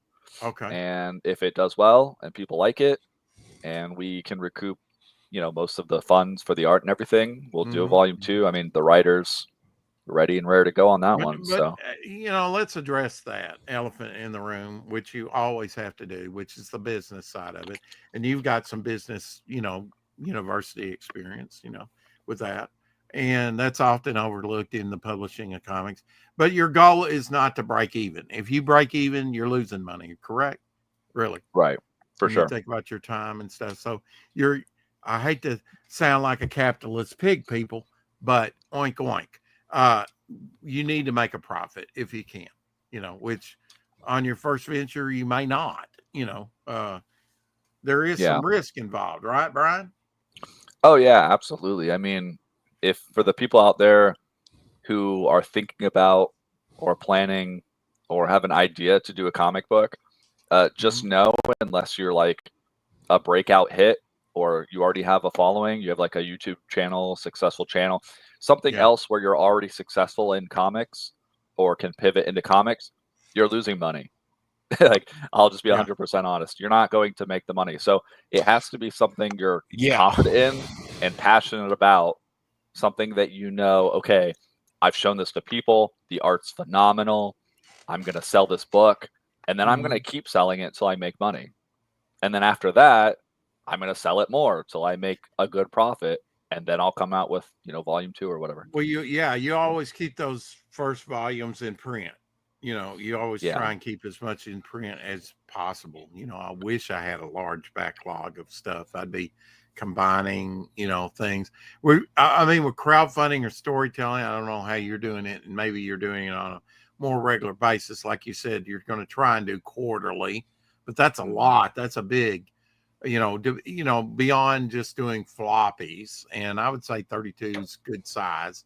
I would still consider that kind of like a floppy, but it's a beefy a floppy. Yeah. It's about the edge of the staple stitching that you can push. Yeah, exactly. And we are pushing the boundaries of redefining the cliffhanger, are we not? Because you don't do a big cliffhanger and keep people waiting for half a year, a quarter, or 3 months or longer, do you? You're going to lose your audience on that, I would think. So you really have to ride around that, don't you? Yeah, I mean, when we did the first volume, because originally we're still kind of on the idea of like 6-issue trades, like Saga does, and then we realized, well, that's not exactly the best way to go about it. But when we did the first volume, we kind of tried to do a little cliffhanger for the arc itself, but then we're already working on issue 7. So it's like if you read the volume, you get a little bit of a cliffhanger, but then you can go pick up issue 7. So you're not like, you're not like waiting in the winds forever. So, yeah. Yeah, that's something I always like to bring up because, that I've thought about because with my own writing, because it's all an interlinked universe and eventually this character will meet that character and, maybe they fight, and then they become friends or whatever, fight some other baddie that attacks them both, whatever. But I mean, when the end ends, you almost have to have it end. Or, I mean, if you're not on a monthly or say bi-monthly basis, it's kind of hard to string people along for half a year or something, right? Yeah, that's one of the biggest challenges if you're indie is the frequency that you come out with content, that you come out with books. If you can't come out with a consistent release schedule, you're just going to lose people. I mean, that's something we've experienced already. I look at Image, the days of Image. Image is scheduling was awful. You go to the, your local comic book shop and go, well, I'm looking for the next Youngblood, and it wouldn't come out. And they didn't know when it was going to come out. They really had the ball and they kept fumbling it the whole game. Yeah, I think we as smaller independent people, we get some leeway, but people still ask that, especially if your book's in a shop, right? Like we have some of our books on people's pull list, so naturally they're just going to go, wow. Hey, when are you guys gonna? When do you have and it sucks because if people are excited to read your book, you're like, I wish I could get this to you yesterday, man. Like right. I want you to read the next issue. So yeah, it's just something, unfortunately, that comes with the territory. Like I mean, unless I just wanted to start dumping thousands and thousands and thousands of dollars into the company, we've got to, that's the balancing the business with the production schedule. Yeah. So. And I know you don't. I think it's probably pretty smart. You're continuing. You've got an outlet, even a local comic book shop, but you're not crowdfunding every one, which might get you more exposure in some areas and noticed because more noticed you, and jumped on board. But you're not doing every one, but you're continuing to publish and get them out. And for some that you are crowdfunding, where was I going with that? It's well, you got to leave people having being excited for the next thing, Yeah. Because if you saturate the market where you say, okay, here's another thing, it becomes less special. Like, what if we crowdfunding every issue, but then the funding goals were just like, here's another bookmark. That's a good topic, because I think with some of the Cyber Frog or the other, things that have been big in crowdfunding, is that it's too much product too soon, too quickly. It feels like, I think a lot of the fans feel like you're trying to fleece me for every dime you can get. It's just too much. Yeah. And I equate it to like all the crossovers that Marvel and DC did. You know, exactly. It's just like too much. Why do I need Alpha Flight when I've never read Alpha Flight? Because it's Secret Wars 2. Yeah, and then you get the issue, and very little has to do with the main story arc. It's just a tie-in, But we have talked about, and we haven't fleshed anything out, that there could be a crossover between Mercenary Guild and Harley here. There will be, but yeah. And I kind of have an idea, because I have a very unique character, obviously the Wolf, Malchus. And Hardly Heroes has a very unique character in their dwarf. Who's raised by wolves. Yeah. And when those two come together, it's going to be very interesting. Very interesting. I'll let you and Kyle work together to figure that one out. I've written a few. He's a tease. I've figured that out. Yeah, I just like to tell people, hey, we're still here. We haven't gone anywhere. Just eventually we'll get there. Well, I mean, there's got to be some things that, like, I don't know, some smaller previews or something that you could come out with in the meantime or something, Yeah, like when we fans excited. Sorry to cut you off, but like as we're getting closer to coming out with the issue, what I do is on our Patreon, I release the black and white pages for like a few weeks, like a month leading up to so that way at least, hey, this book's coming out soon. If you want to subscribe to the Patreon for like a month or two before the book comes out, you can basically read the full book. Are you doing conventions? Have you done conventions? Are you going to do God, Yes. He does a ton of conventions. You do? Well, and shows. That's how we meet most of our artists that we work with at conventions. And yeah, we've kind of had to pull back on some of the ones we do because they're it just doesn't work. I mean, economically, but and mainly that's not even because of the comic book side. That's because conventions aren't comic book conventions anymore. They're like pop culture conventions. Yeah. So they're just very generic, not really focused on comics. So like you were at MegaCon. Don't get me started. And that wasn't the best experience. You're not getting the comic crowd going to those things, are you? Yeah, you're getting a lot of speculator. Oh, you can't see my thumb here. Let me show you. You're getting a lot of speculators, like going to dump books onto the table of like Todd McFarlane to get signatures, and then send them off to be graded so they can put them up on eBay. And then you're just getting people coming to buy like a Dragon Ball Z anime print, which is cool, but it's not comics. Like you're just going to buy like swag or a convention exclusive. Or those are hot. Exclusive. Yeah. Yeah. But then you have a lot of people taking advantage of that. And so that's crazy oversaturated. I mean, just the amount of people I walked by someone's table, and because Absolute Batman is a big thing DC's pushing now. Yeah. The Absolute series, that they were trying to sell this variant cover they were doing for like $100. It's just stupid. Like it's just, I mean, and nobody reads the book. I mean, to be honest, we joke, Kyle and I and William joke about like, you're just buying an overpriced tiny print. You're not even getting a full poster. You're just buying a little art piece because, let's be honest, like I want to see in the chat if like when's the last modern DC book you've read. But it's the hot thing of the moment. Well, and Luke actually spoke to this when he worked at a bookstore that sold comics. At a comic shop, that people will just buy it so they don't have a hole in their collection. Amazing Spider-Man or whatever. They don't even read it. Yeah. They just buy it, bag and board it, and put it in a long box, and it's done. So I'm guilty of that. We all are. We all are. No. Well, all right. Oh, okay. No, not you, William. Well, I mean, I want to read what I buy. Right. Or I do too. Comics. But I've got like 30,000. Where should I start? Of course, I've read. I mean, if something becomes crap, then I'm done with it. And eventually you have to.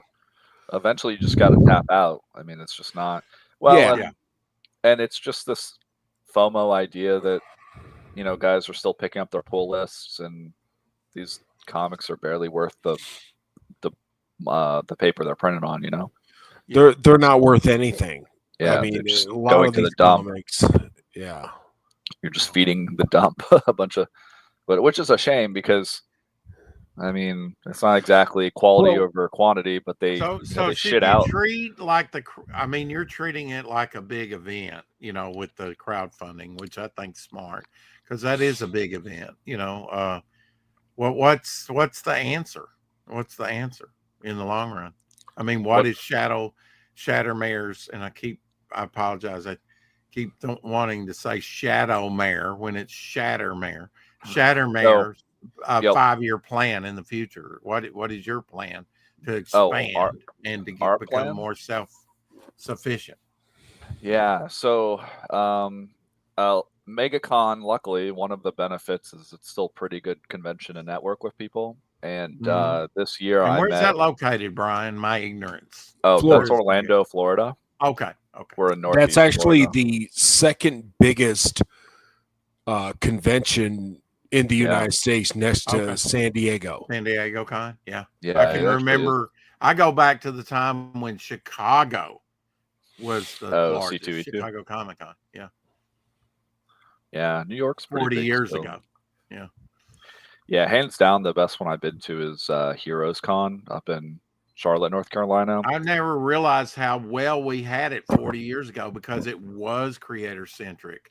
Oh, you guys. And there were still legends alive, like I got to meet John Romita Jr. or senior and junior. And here's the shirt. John Romita Sr.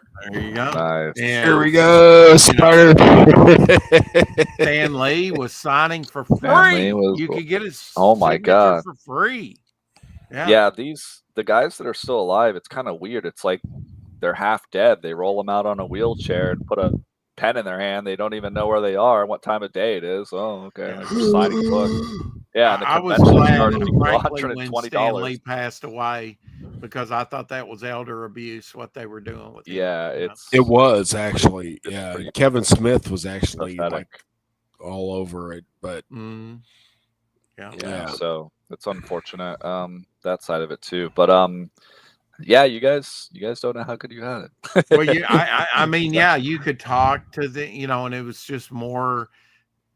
It wasn't about the new Netflix Daredevil or, whatever, Firefly or Doctor Who or whatever it was. Yeah, it's more about comics, and I don't know that we're gonna ever get back to that. It's been niche. I don't know. I mean, I guess in my heart of heart, I knew comics were always niche because I was about the only person in my school that read them.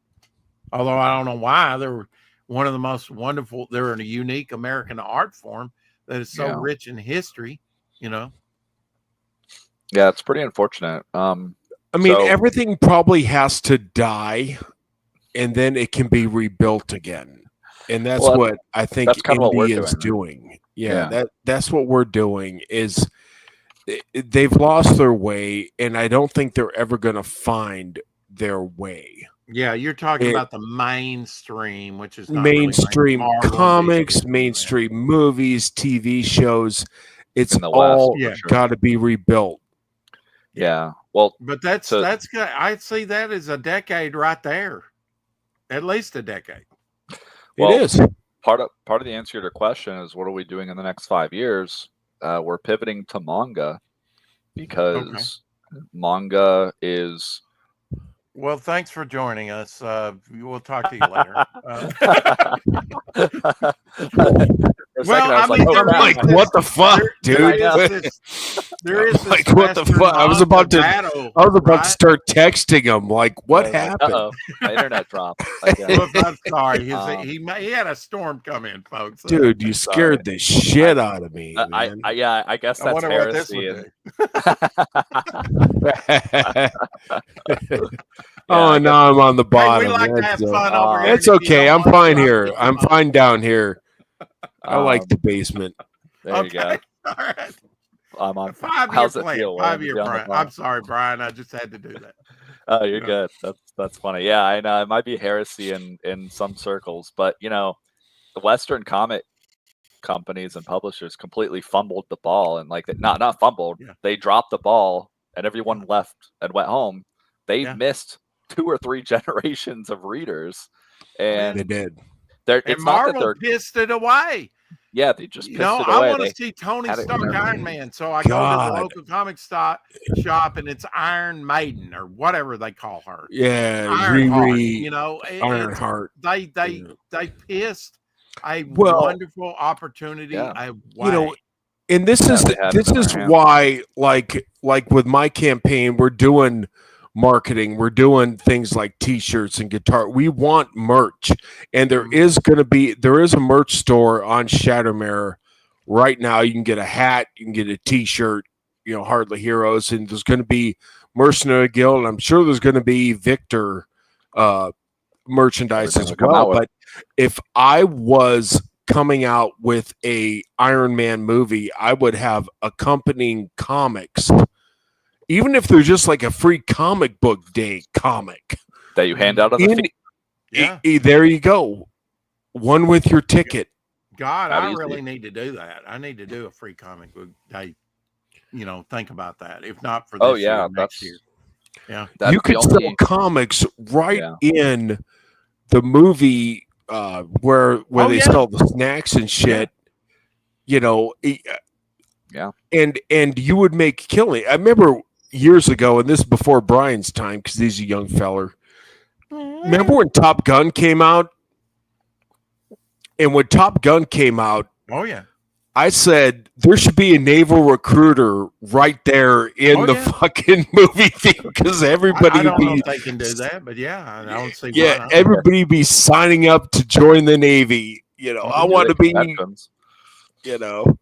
I know during the Venom movie, the very first Venom movie, they were giving away posters. One per person. Well, that's something. That's something. Yeah, that's like the bare minimum. Yeah. That's something. But the thing of it was, nobody was pushing it, and they were sitting there, and I was like, nobody wants these. I'll take them. You don't want. But I would have done like a 16-page free comic book day type comic that ties into the film, introduces people to Tony Stark or Hulk or you Captain. Can mark it off your taxes as a promo thing. There you go. They'll make more money than the book will sell itself in the stores. Mm-hmm. So, but yeah, so these generations of readers or potential readers that they pissed away, well, Asian markets are happy to scoop all those up. So you have a bunch of kids in America that have grown up that know basically nothing about the Avengers. Look at this. The JLA. This is my Spider-Man from the first Spider-Man movie from Carl's Jr. Antenna Topper. Yeah, they know nothing about that. So I got this from Carl's Jr. or what some people might call Hardee's. Yeah, Hardee's. But this is from the first Spider-Man. We have Hardee's. You have Carl's Jr. Yeah. We got I think they got both names up on one of ours. Yeah, but whatever. But yeah, so the Eastern markets have just scooped up all those younger readers with good story. I mean, to give them credit, they've got great stories. The characters are there. Isn't the biggest thing with comics here in United States Scholastic News? Yeah, through the schools. But but that's only because they're subsidized by the government. Like they have a contract with the government where all the public schools buy their shit, but it's not great, right? Yeah. It's not like they're competing in the open market. No, it's Captain Underpants. What the hell? Right. Yeah, like Super Dog. Like manga is crushing. Let me repeat this. Crushing. It's not even close. They're destroying Western comics. Go to any Barnes and Nobles, go to any mainstream comic or bookstore, all you see shelf to shelf is volume X of X manga, Demon Slayer, Berserker, Spy X Family, Inuyasha, anything. The newest, from the oldest to the newest. One Piece is still going. There's it's like 30 years old. I think somebody counted there were 32 shelves in Barnes and Noble for manga and 4 for Western comic. 4 to 32. You can go right now, So that's one thing, and because of that, people are now trained to only read a book. So most people, if they walk by a book, you mean a book? Anything. Anything that's got a square bind to it, right? Like not a floppy. So now people are conditioned to look at a floppy and they go, what is that? Like, what is this comic? What's a comic book? I'm talking about younger readers, obviously. Yeah. So they're used to reading books. So the best thing to do is just make a graphic novel or a volume, a trade, whatever you want to call it, but just sell a book and try to have it as a self-contained story or an ongoing series. But hey, this is this arc of the book, so that they know when they pick it up, okay, great, this is what I should expect. And the third thing is, and I was talking to this today with my business partner. We were at like a local arts market that we go to like once a month or whatever. But we realized that it's kind of ironic, actually. The fact that we all joke and laugh at Marvel and DC, and we say, "Oh, look how shitty they are," and they are. To be fair, they earned it. The average person now thinks in their mind, because everything we say is working.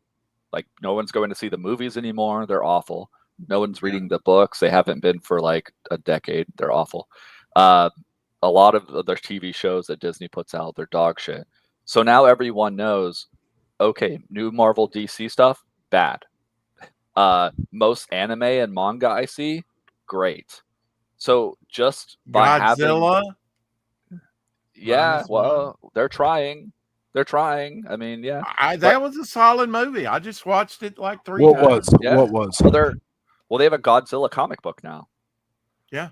Yeah. And they should like have. Transformers, and they're rehashing like a lot of the 80s, early 90s stuff. But my point is that we like everyone being rightfully against all of the crappy stuff they're putting in modern comics has kind of done a disservice, because now we're all coming in as indie and saying, oh, hey, you know how that stuff is so awful? Well, now trust us to come out with something that isn't.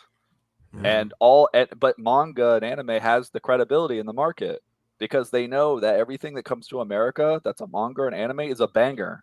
Just at one after the other. Well, like, wow. I mean, I didn't even know that till I got on YouTube, and then people are going, comics are niche and manga has the manga, whatever you want to call it. I don't know anything about it, but I know this much, just what Morb said. My Barnes and Noble, before it got wiped out by a tornado, and now we've got a new one in another location that I haven't even visited, but it had a big, volume of that stuff. As opposed to the trade. Well, did the tornado drop more manga books on your lawn or more American? No, I was going the other way. It wiped out the middle of the mall too, the middle part. It took them a year to clean it up, and the new mayor had to tell them. And the reason why I did Mercenary Guild is I wanted escapism and. Comic books, video games. We won't even get into that. In some of the he's reasons saying that you're going to be out of a job because he's going to manga. No, he's not. He's not going to manga. Okay, well, completely. Okay, not Brian, completely. finish your 5-year plan. You did mention manga. How's that plan? You're going to go manga style, or you're going to go book form? Well, here's all right. Go ahead. Okay, well, hold on. So.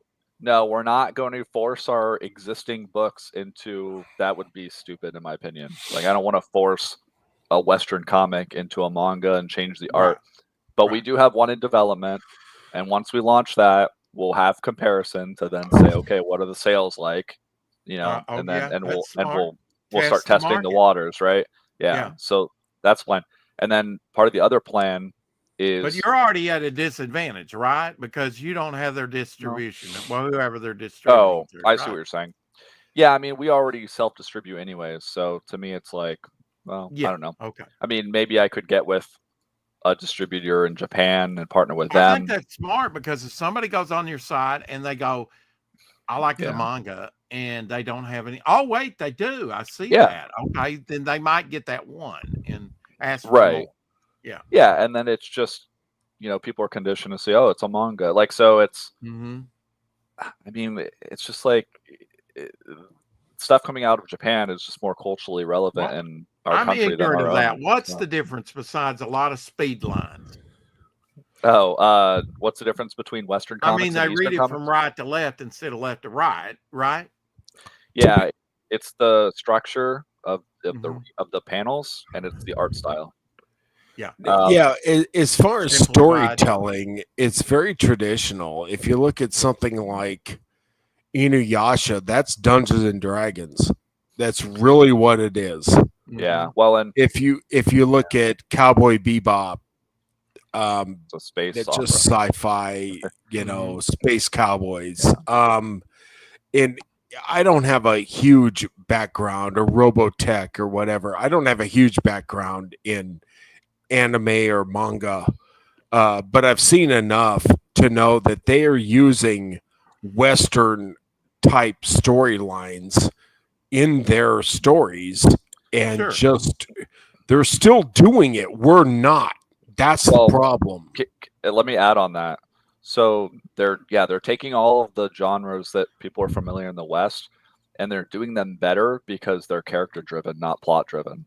So like the biggest difference is that they take the time, they're not afraid, they're confident in their story and their characters, and so they take the time and they pace the story so and it's they more flesh focused. the characters out early. Is that what you're saying? Yes. Well, and heavy. Like there's a lot more focus on the inner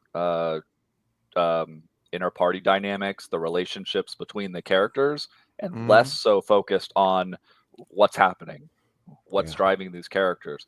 So like, yes, you'll still have a plot, you'll still have an overarching we call that story. talking heads? Yeah, basically. Okay. Yeah, exactly. So yeah, it's the exact same thing. But you get to know the characters, so you're more invested in them and their story instead of just like the monster of the week. Oh, okay, cool. He fought this thing. I can't remember who said it, but it's really stuck with me because I always push for stronger characterization. But it's like you really don't have a character if you don't have a personality. Your job as a writer is to take good characterization and interaction and mold a personality around, say, Wolverine. What is Wolverine like, or what is Storm like, or whatever the character is, right? Absolutely. You got to care about them. You have to. Exactly. And that was one of the things, like, again, I wrote this because I wanted escapism. So, and I encourage everybody out there, just fire up a Google Docs or a Word doc and start writing a story, whether it's for publishing or not, just do it. But one of the things I really care about my character Malchus the most, and I want to introduce him, and I need characters around him, and they all have their backstories, and it's not going to be all told in one tale. There's definitely room for exposition and all that, but I definitely want to introduce the symbol of Mercenary Guild, which is Malchus, and like Spider-Man's the symbol of Marvel. He is. Yeah. And so if you don't care, well, then you're not invested. I care about Peter Parker. And so I like Spider-Man. I don't like Miles Morales, not because of his race. He's just not Spider. You know what I mean? Yeah. I grew up with Peter Parker. I like Peter Parker. Right. And there was no reason. I mean, that was kind of a weak pivot. I think it was a rights issue or something, and they were trying to, kind of like what they did with Superman. But yeah, you have to be invested. And when we talk about this anime and like Cowboy Bebop and characters like Spike or Jet, there's interactions with them that are day to day, but you feel it. They've exactly. It's lived in. Yes, they're familiar characters. There's a manga anime that it's called My Hero Academia, and the basic premise. I love that. The basic premise, it's basically the X-Men. It's a school of superheroes, right? It's the X-Men all over again. So what did they do different though in Hero Academia? They fleshed out the characters, like all of the dynamics. They took more talking head time. Well, I don't know if I would say it's strictly talking heads, but it's but you know what I mean. They took it's more a drama. Like, oh, my cell phone, and let's send him a message, and I would call that God. What's going on? Show me the, right. Well, something. There's plenty of action in My Hero Academia. Yeah, they definitely it's kind of over the top in the Japanese style. Yeah, but it definitely is X-Men all over again, or whatever, New Mutants You or kind of got whatever me you want to. curious, New Brian, to Mutants. pick up a New few Mutants. and just kind of look and see how they do check it. it out. You know? Yeah, I mean, it's the pacing is where you get the intermixing of the action. I mean, it also depends on the genre. I mean, let's be honest, it's like saying manga is just like saying comic book. It's like, well, can you be more specific? There's horror comics, there's superhero cape comics, there's Western? fantasy, there's Western. I mean, you have all kinds of different genres, so it's not even like I can just give you an overview. That Yeah, this is you probably could do war, I guess. There's been war yeah, ones. Yeah. they've got, and they also know Romance. their romance. Yeah, they all for the ladies. they also know their demographic. That's the thing. They're not trying to dilute their stories for everybody and for an audience that doesn't exist on Twitter. Here's the Like, big question: are they good stories, or is it yeah, just I mean, rehash retelling? I don't know. oh, are you talking about Western or Mon- Eastern manga, stuff? manga. Yeah, I mean, as far as I can tell, so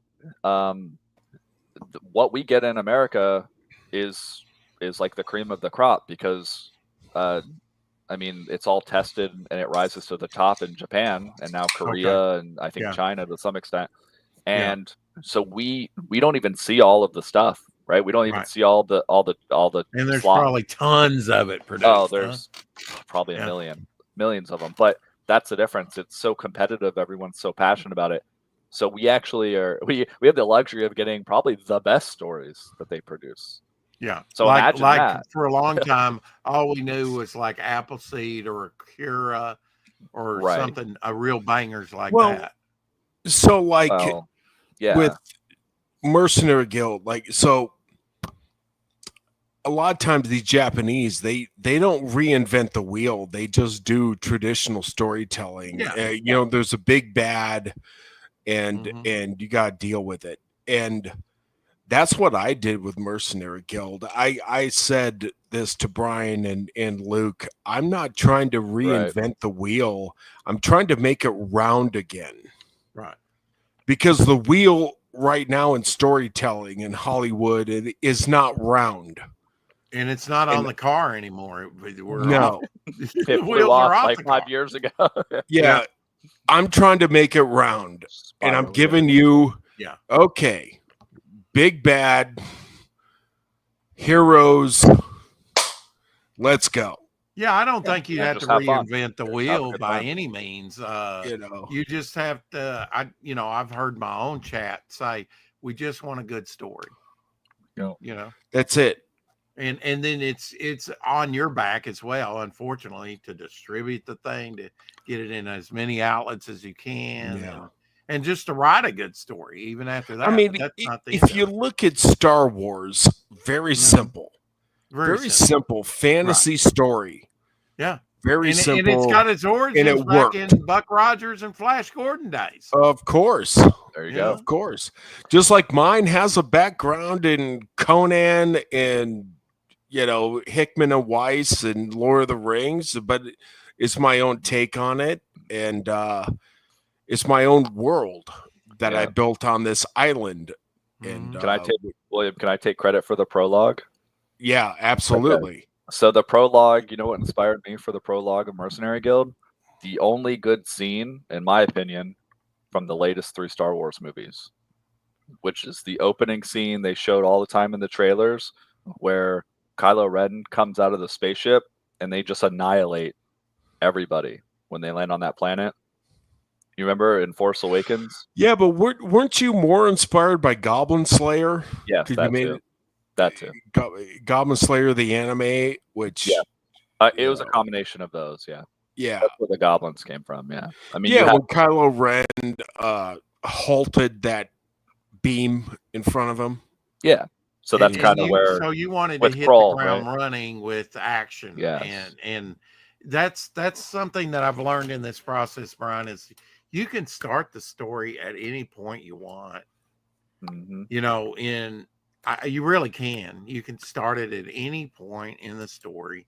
I mean, it kind of confused me with Star Wars to mention that, because episode 4. Well, what happened to 1 and 3? What is this? By the time the droids make it down to the planet and they're going, even though I love the and the, choo, choo, choo, choo, choo, and where is she, and all that. And help me, Obi-Wan Kenobi, you're my only hope. By the time they got down to the planet, like 5 minutes into the movie, I'm confused.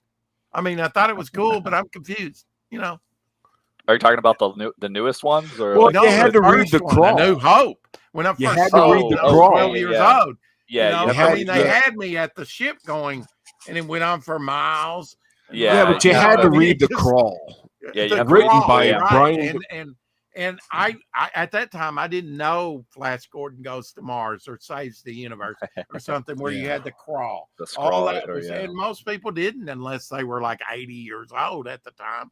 They had never seen, the read text crawl, which was straight. Do you know who wrote the crawl? Do you know who finalized it? Brian De Palma. Oh yeah, he had so much. He edited it. George Lucas had a crawl the size of Cincinnati. Yeah, and I can imagine. Yeah, well, it was like it was like a half-hour crawl. From what I understand, Francis Ford Coppola took that mess and made it something because I know Spielberg kind of helped out a little bit too. And I'm not really like most of his movies. I mean, they're okay, but I don't think that they're really okay. Some of my favorites. So what type of movie? Hold on. What type of movies do you like? I mean, like what? Well, I didn't go see Jaws. I didn't see Close Encounters. I did go see Star Wars. When Star Wars came out, Close Encounters was out at the same time, but that's only because Star Wars lasted in theaters for 2 years. Star Wars was an event. Star Wars was my dad a lifetime event, and we didn't even know it. Like King Kong, I couldn't imagine in 1933. That was a big thing. The first big monster movie that was successful. And you were there. And I was there. But you tell me, this will never happen again. It's like the D-Day landing. We will never land that many people on a beach again. And we will never go to the movies 2 years into a movie. It will never last. It will go to some streaming service. Yeah. I mean, Godzilla, they, pulled that for everything they could in late release of physical media and everything and re-release. And they pulled it for all that it's worth, and they should. It was great. It worked out great. It's a wonderful movie, once you get to see it. And I just watched it the other day for the first time. I waited. Close. I need to watch that. I actually haven't watched that yet. It's good. I might piss some people off here, so I'm just gonna do it. Close Encounters and Blade Runner put me the fuck to sleep. There. Oh, I agree with you. I fell asleep to Blade Runner 1. Yeah. Blade Runner and Close Encounters both put me to sleep. I mean, did you watch the sequel that came back decades later? No, I didn't bother with it because I saw that one. Yeah. No, I didn't bother with it because Harrison Ford didn't even comb his hair. He's wearing sweatpants. You like him better as Red Hulk. And if he doesn't give a shit, I don't give a shit. I mean, put on a fucking tie. Yeah, he gave up years ago. Yeah, Brian, how did you be so fortunate to be named after a meat market? What? Like Brian hot dogs and Brian bacon and Brian anyway. What? Anyway. Actually, Brian to this day has never told me his last name. I had to look in the comic. Well, he's in the witness protection program. Come on. I know, Cody. I had to look in the comic though, because in my phone I have him Brian at Shattermare, and he's nice. Shattermare. You could ask me. It just never came up. No, because at the time, we'd already talked for over a month, and I would have been embarrassed, so I had to go through my comic. But hey, look, I cared enough to do that. I appreciate it. Yeah, true story. At my printer, which is not just a printer, it's a distribution thing. People can pick up their mail and cards and different stuff there, right? Okay, they ship stuff. It's a shipping place, but they also do graphic design and printing, right? There's this girl in there that was kind of sweet on when I first came in there, and still, she's a nice girl. Even when I went to Florida years ago, I brought her back an orange or something, of sweet on her. Me, one-sided as usual. But I have not asked her name, and to this day, years later, I still don't know her name. Nobody's ever called her by name, and I don't want to ask her really. I think by now she should have introduced herself to me, but now it's too late. So I still don't know her name. I have no idea. What's the name of this printer? It's just yeah. Brian can get it. He'll get it. I can make a trip over there and put in a good word for you. Yeah. I mean, give me the phone number. I'll call it. As long as it's not like south of Tampa, that's far. Is she Asian or black or white or what? No, she's a Caucasian girl. Okay, so I'll say, who's that hot white chick? Yeah. Okay. Just asking for a friend. I just think it's wild that nobody wears name tags, that they don't introduce themselves. She knows my name, but I've never.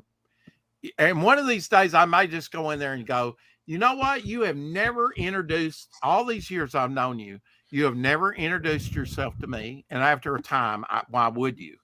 Because you figure I know your name. But no one has ever said, hey, Joni, can you, or whatever. Yeah, whatever. You don't wear name tags. I don't know your name. She lives in Florida. Her name's probably Heather. Why didn't you ask me? I know that. Sarah. Say, well, why didn't you ask me? You know what you should do? You should go in there. You just should call her a random name. You should be like, hey, Susie, how's it going? Yeah. And then just let her correct you. And if she doesn't correct you, there you go. That's the name. Bad advice, folks. I mean, he's making me look weirder than I really am. Bad advice, Brian. I've got enough. I'll just go in there with one of those arrows through the head like Steve Martin used to wear, and it could have hurt. It can't hurt. Again, Brian's not old enough to get that reference. Okay. Yeah. Who's Steve Martin? What? Nipsey Russell. A wild and crazy guy. Flip Wilson. He shot a guy Charlie in a hotel room or Chaplin. something, What right? W.C. Fields? Yeah. Are you in Florida, Rex? You have to tell me where. I was just going to say history really starts the day we're born for most people. For me, I've always taken an interest of what kind of came before in the 20th century because so much happened. And yes, I was born in the 20th century. November will be 60 years. Wait a minute. Wait a minute. I think we all were, right? Okay. I'm pretty sure. It's above my pay grade. I don't even ask. I'm on the tail end, but I caught it. Yeah, I'm just saying that isn't that right that we kind of start. I mean, it's more. I mean, I mentioned I was at the original Star Wars opening. I know you weren't. Me too. That was it. That was my first movie. I was 12 years old. Oh wow. I was 7. So my first movie experience was either Rocky or Star Wars. I don't know which came out first, but I know my dad took me to Rocky and Star Wars when I was like 7, 6 or 7. Rocky I didn't quite get at the time, but Star Wars I got. I think Hex said his first movie was Jaws. And I remember that was a big movie when it came out at the theater in 75, but I was like, yeah. I didn't see that till later, but at the time I lived in Minnesota, so I wasn't really that afraid. Mm-hmm. It's like too much time had passed by. Well, I mean, I've heard this argument. No, because sharks don't live in Minnesota. Right. Well, I'm just saying that I've heard this argument before that no movie has probably had such a profound effect on people when it comes to going into water. I can see that, where it's like, absolutely. Yeah. You can't, and I don't think you should take this, sharks and kill. There's stuff that comes up close to shore that can grab you. Oh yeah. See it all the time. I saw one of the Piranhas movies when I was a kid growing up. Oh, that kind of scarred me. Oh yeah. Yeah. Yeah. Oh yeah. She's dangling her fly out of the water. And they just eat Piranhas 2. Yeah, where they fly. Mm-hmm. Yeah. Piranha in 3D, I think it was. Yeah, something like that. Yeah. I think we had the original Star Wars movies on VHS somewhere still at my parents. God, those are gold, man. Yeah, those are gold. They're unaltered. Copies of them, unplayed. Maybe, yeah. I watched them with my dad when I was growing up. That was one of the first movies I remember. That's cool. I'm afraid that since there's been so many iterations, he released them 10 years later with other effects and stuff, and even put in new characters like Jabba the Hutt. The weird. Well, he did that. He did that way later. I'm afraid over time we're going to lose the original experience, because when I was there and the Millennium Falcon jumped into hyperspace, the whole crowd went, ooh, because we've never seen that before. Now you do it today and you hear crickets because it's commonplace. But at the time, we'd never seen anything like that. Yeah. We weren't expecting that. Star Trek and the Starship Enterprise didn't do it. No one did it before the Millennium Falcon. Yeah. So I think the closest thing to that experience for people my age is the first Avengers movie. That was like a hallmark event for the MCU. Just like I say Twin Towers, when that happened, I said that's our Pearl Harbor. The Twin Towers. Our Pearl Harbor. I see. Towers? No, the Twin Towers. Oh, Twin Towers. I'm just saying, if you've got to equate it to something, that's a disaster. Like, not quite just the same, but right. Like, obviously, Star Wars was a landmark event. To me, Jurassic Park was also a landmark. Like that. And I don't know that why. took my breath away. Okay, the graphics are getting better. So what? No, the story. Realistic dinosaurs. The story is worse. Well, now the graphics we're getting diminishing returns. They're actually worse. Wonder Woman 84. Yeah, I don't know why people like those movies so much. Why are we going backwards? I don't get it. Yeah, and they spend so much money on movies. They could just make really good movies with practical effects. They spend a lot. I mean, go woke or go broke. I mean, go woke, go broke. I mean, they've done it to themselves, and I have very little empathy for them. And plus, the pandemic didn't help them. I don't think people are going to return. I think going to the theater is become niche or whatever anymore. I mean, the last time I watched it was Nosferatu. And how was that? The new one? Yeah. Now, overall, I give it an 8 out of 10. Okay. Now, it's a story it's basically Dracula. Yeah. Okay, that's what it is. The first act is awesome. The second is and then the third is okay. So there are periods that drag, but Eggers is one of those filmmakers where you almost have to see his movies twice to really appreciate them. Yeah. Like one of my last movie reviews ever was The Witch, and I trashed it. And then somebody told me, you got to rewatch this and you got to give it. So then I rewatched it and I retracted what I said about it because I got it. And it's kind of like The Northman. The first time I saw The Northman, I'm like, it really, but then I saw it again. I have it on DVD and it's good. So it's one of those where you're going to see it the first time. You got to be in the right mindset. Well, some entertainment is like that. You got to be in the right headspace, or it's a slow burn. And here's the thing: is that I appreciate the art, and I was never an art house guy when it came to films. I wanted Die Hard and fucking. I want to kick ass, right? You want to now. Death race. And we have not had art in so long.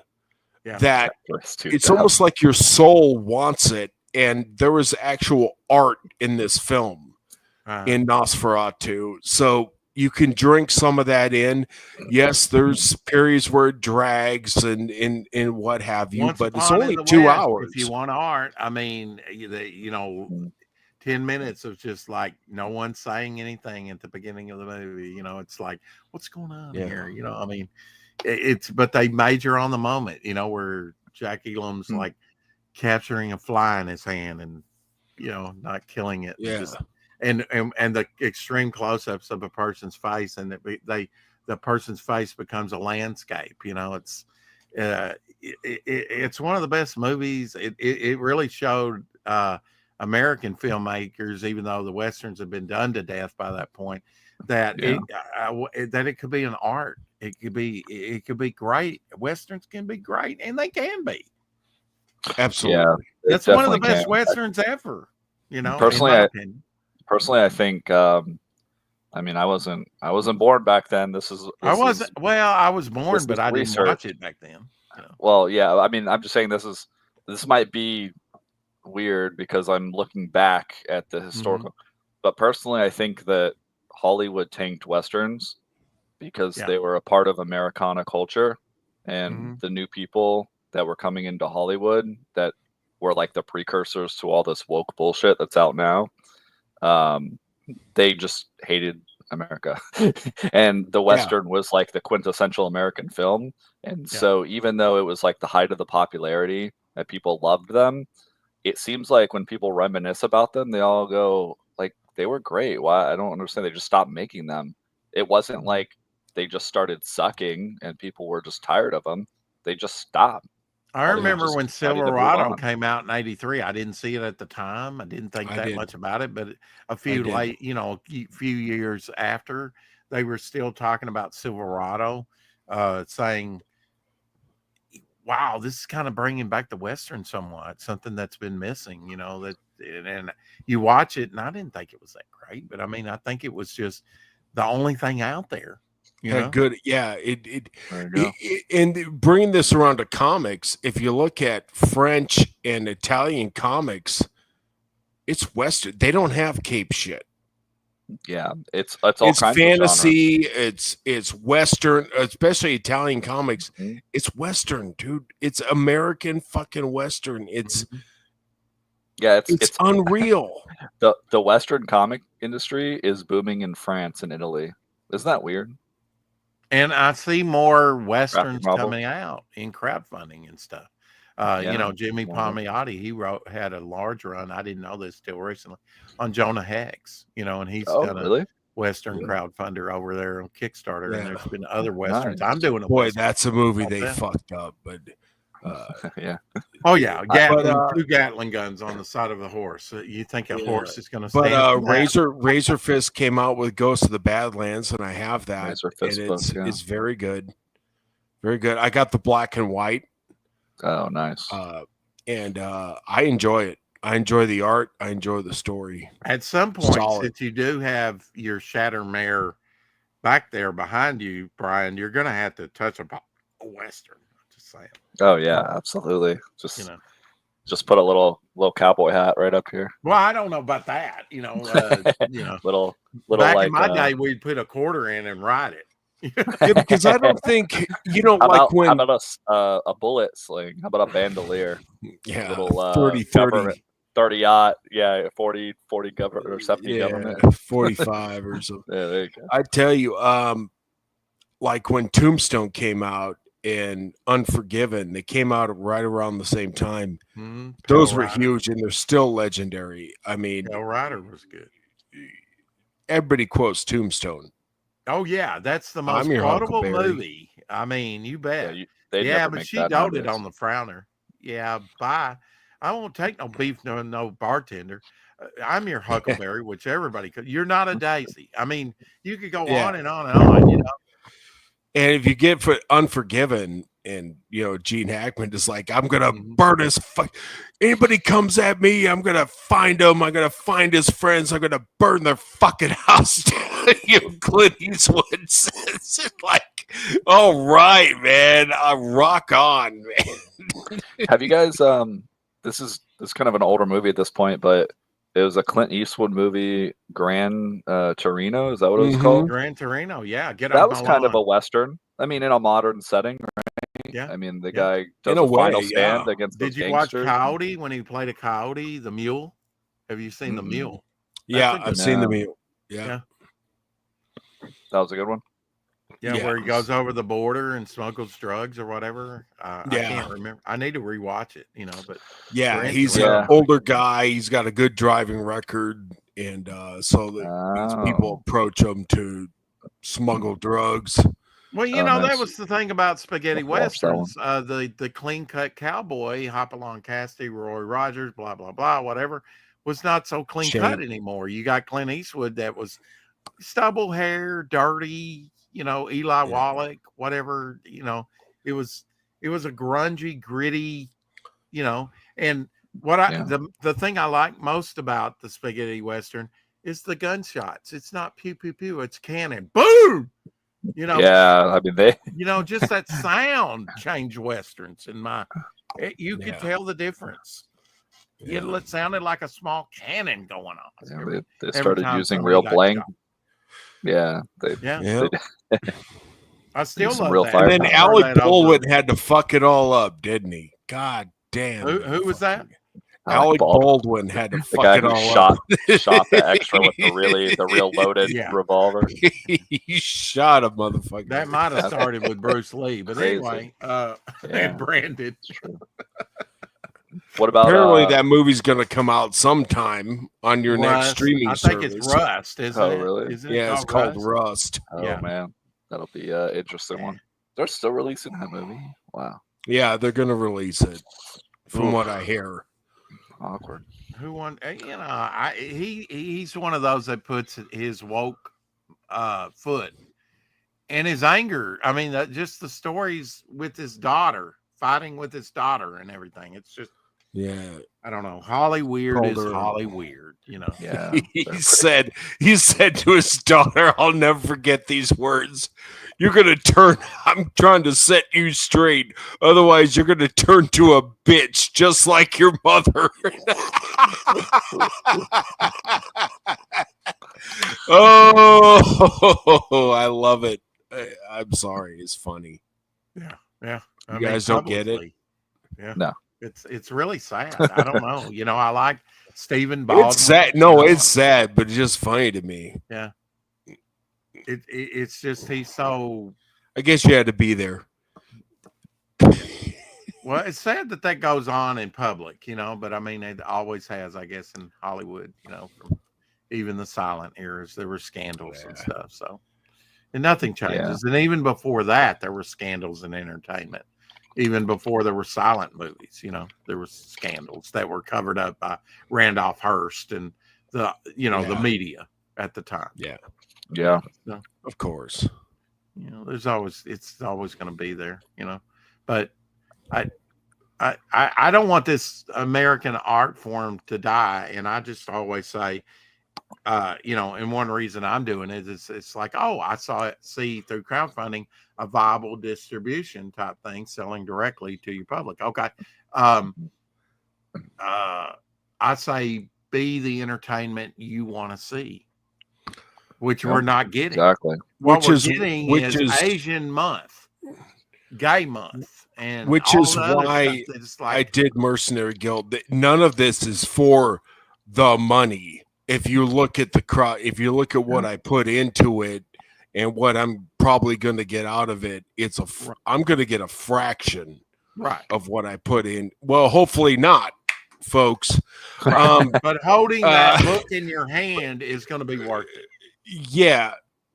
This is creating the entertainment I want to see and just putting an IP out there. And if there is somebody out there because a lot of the IPs are dead. Okay, many Marvel Comics, Star Wars, Star Trek, Doctor, they're dead. Terminator, do we really? Predator, Alien? But somebody could come in that's a brilliant artist and they might have to do some cleanup, but I think they could breathe new life if they just told good stories, even with the dead IP. Or they could take the Mercenary Guild and make a film out of that, or Hardly Heroes, or Victor, or whatever. Jason Bascom has some stuff out there. They can make. Shelby has some stuff. I have an idea, William. What? I have an idea. We can get with a talented team of animators, and we can come out with our own animated TV episodes of our stories. Sure. Yeah. That's something I'm looking into. It's time for new blood. Yeah. We grew up at the time when everything was good, and they're just rehashing Buffy the Vampire Slayer. Yeah. Do we really need this rehashed? Yeah, we shouldn't be clinging on to scraps.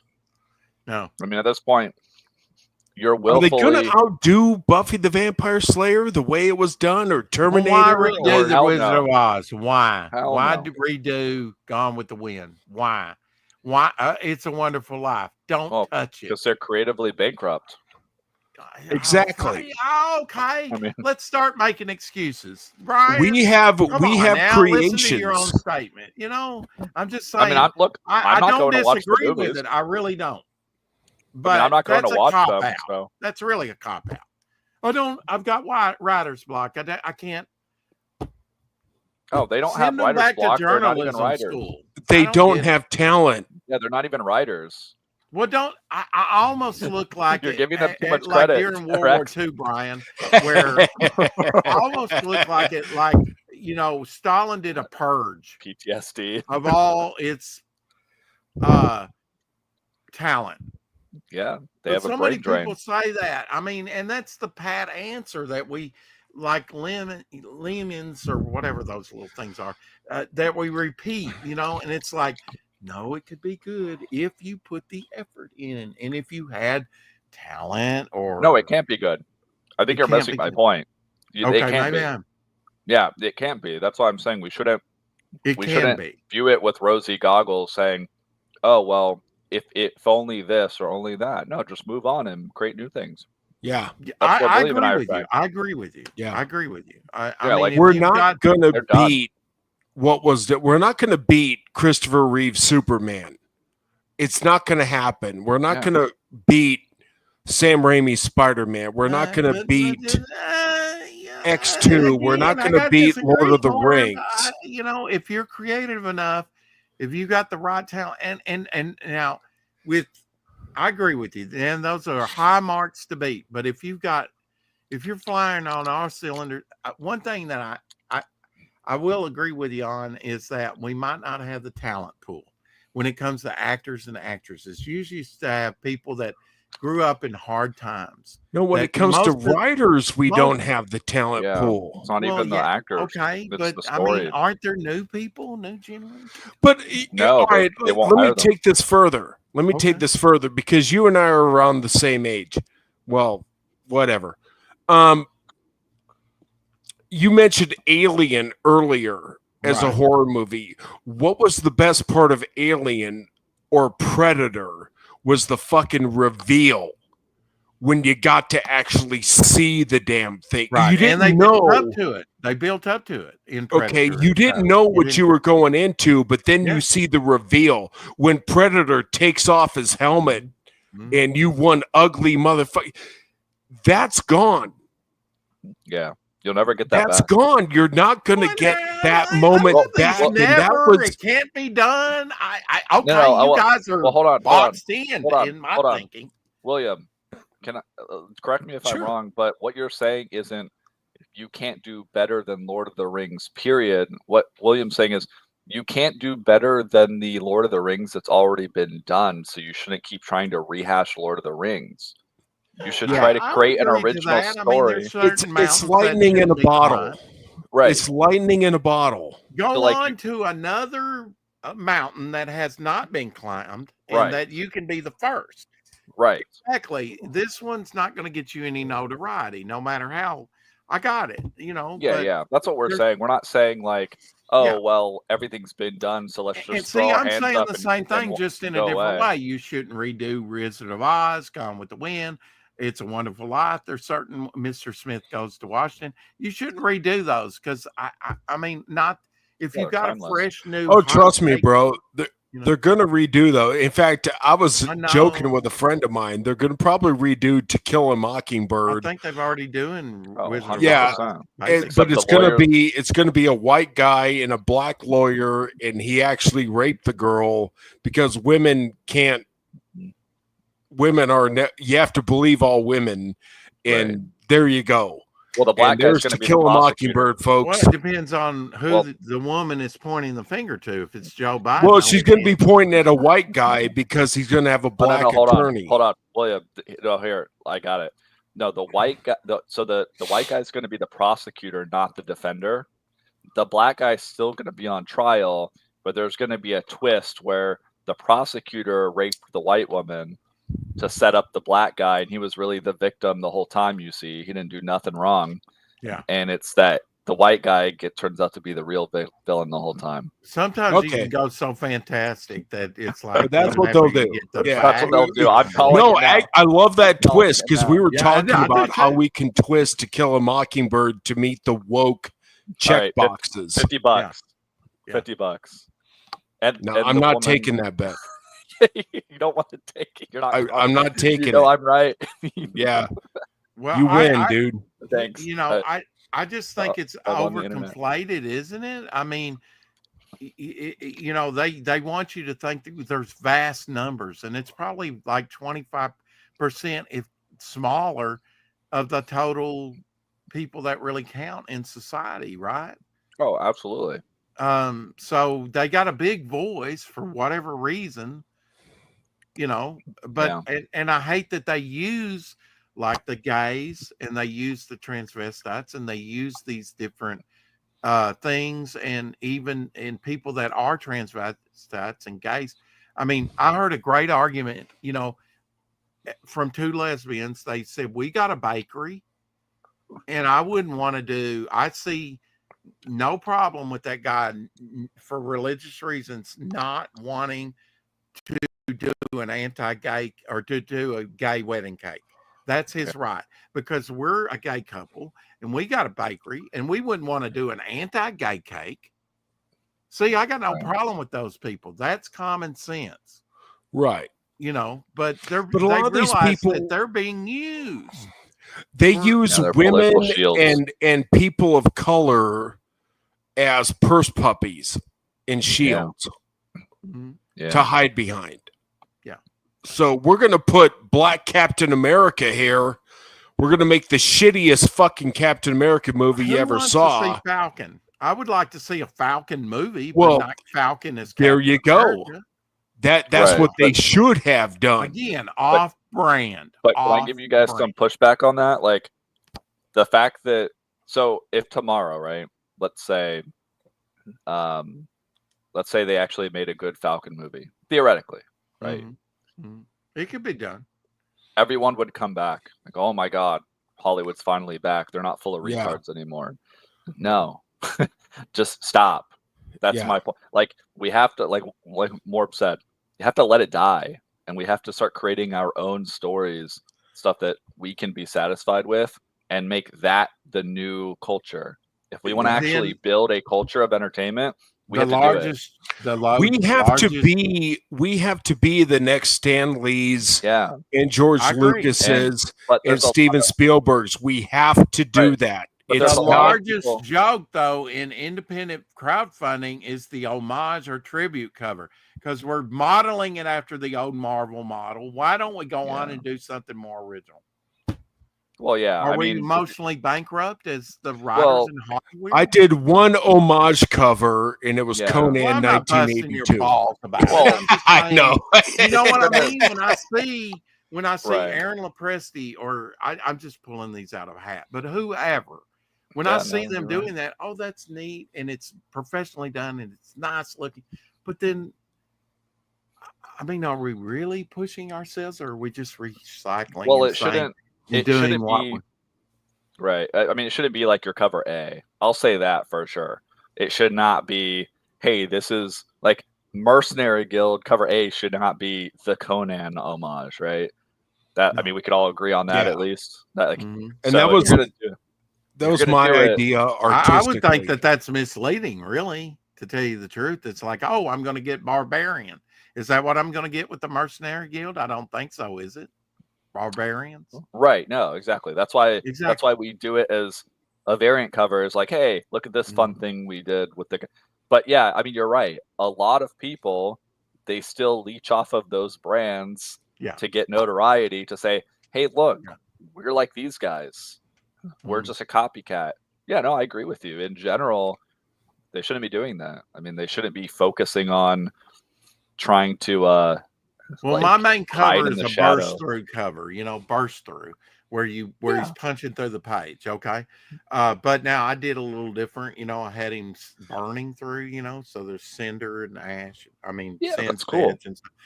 It's a cool cover, and it's been done a million times before, but you can't say, okay, well, that's said cover. You can equate it to these covers, but you can't point out one cover and say, well, that's the exact cover as this. Right. I don't think you should do that. So you're clearly going to have influence. Three of our covers were completely original art, and you've seen 2 of them. Right. The third one was just ripped off Flag. He's like, I want you. Yeah. And that was there's a tribute, an homage. Yeah. So it's like. I'm just busting at you, Mark. Oh, I mean, I paid a lot of money for these covers. Oh yeah, I know. Well, that's our propaganda campaign. So we're like the American military. No, I think it's effective. I think that's one of the most effective images from history that maybe, frankly, these new people don't even know about anymore. Right. Because it's so old, Yeah, I mean it's kind of ironic. I don't know. I'm pretty proud of that one, though. 13 maybe is when that came out. 14. It's about World War I time, I think. It's old. Yeah, that makes sense. Yeah, Uncle Sam. Before World War II, for sure. We'll see how that sells. I mean, we'll see. Yeah, it's fun to do. Like, well, you got funded today. Just saying. Yeah, that's big. Well, this is only the beginning. Now we can get to stretch goals. Yeah. What's your first stretch goal, Brian? I don't want to spoil it here. Okay. All right. We have to talk about it. We plan the bookmarks and the picks, and we gotta do the full funding goal. We got to do the $500 one. To do a gin sake and circle around. I love gin sake just for doing the gin sake. It's become a term. I'm going to keep it alive anyway. To what Morb said. And did I forget my point? Yes, I did. Anyway, we won't do a gin sake. Well, William, what are we going to do? Because we reached our $500 funding goal. What's the $500? Did we talk about it? I think we did. I'm trying to remember. Oh, that's what it was. Is what Morb said. That's the great thing about crowdfunding. We gotta get the map done because somebody wants the map. Yes. So we're gonna do a world map. That's gonna be cool. Fun. So we're gonna do a printout of the map. Yeah. And people get a good view of the domain that you're talking about in the book. Absolutely. Yep. And if you make it small enough, I don't know. People don't like folded posters, but I mean, I get it. I drew some shit, but I can't draw. And ship it safely. You can pack it, or if you're boarding a bag, you can put it on the back of the like an insert, right? Yeah. Fold out. That's the funding one. Fold out. Yep. So everyone's gonna get a cool world map of Saltport. Oh, you know what I realized when we were watching the trailer? I like going back and speaking of noticing things you missed before. Luke did the wizard tower in the background of Saltport. Do you notice that, William? Yeah. Or was that just me? Okay. No, I forgot about that. Yeah. So that's cool. A cool little bit of lore there. Yeah. Let's take a look at that once more. I get pointed out if we go to the Indiegogo. Okay. I'll show you guys. It's in one of the preview pages. And then we'll it's start not on the trailer? It is, but you're going to have to pause it in a certain section. Okay. Well, I want to play the trailer again. Okay. Yeah, go for it. And then we'll go to the campaign. How about that? Humor me, Brian. It's your show, man.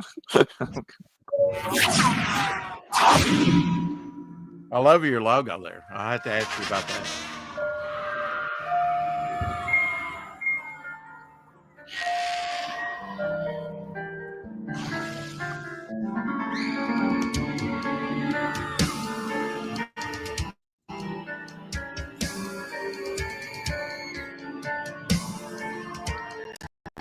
The carnage, the mayhem, the destruction. In a small, wind-ravaged town on a remote island, right there, once in the background. Okay, now that's Luke narrating, right? Yeah, that's Luke. Yeah, the tower right here. right in the yellow, the Yep. silhouette. Yep, that's the Okay. wizard tower in the back there. Okay. Island, an evil once thought banished, still lurks deep within the land and is reawakening.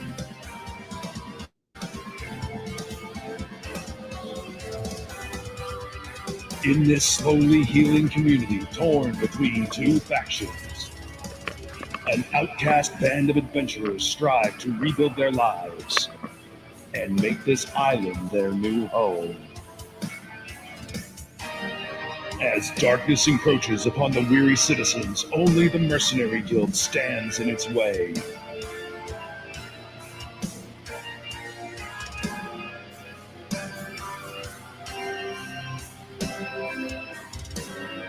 Join the guild at themercenaryguild.com to receive an exclusive Elven Sorceress trading card.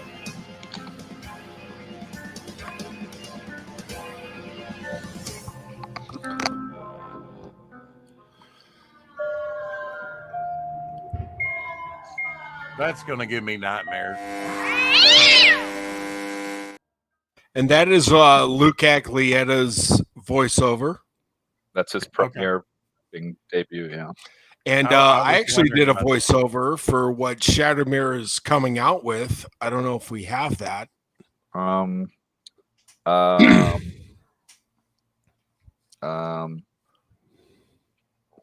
We would have to play. I don't have it on the channel though. Like I could play. I'm curious, I would Ryan, have to and Morb didn't know exactly, and it probably should be written in here. What do you get in the Ultimate Collector Bundle? Yeah. If you click into it, can you click into it?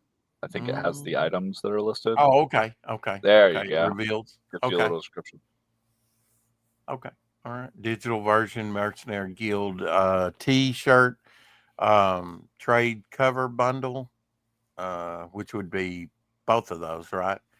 Artist, writer signatures on that. Okay. Actually, I think, don't you get all 4 covers? So that's on the website. So for the Indiegogo, you get a little bit of everything from the Indiegogo, basically.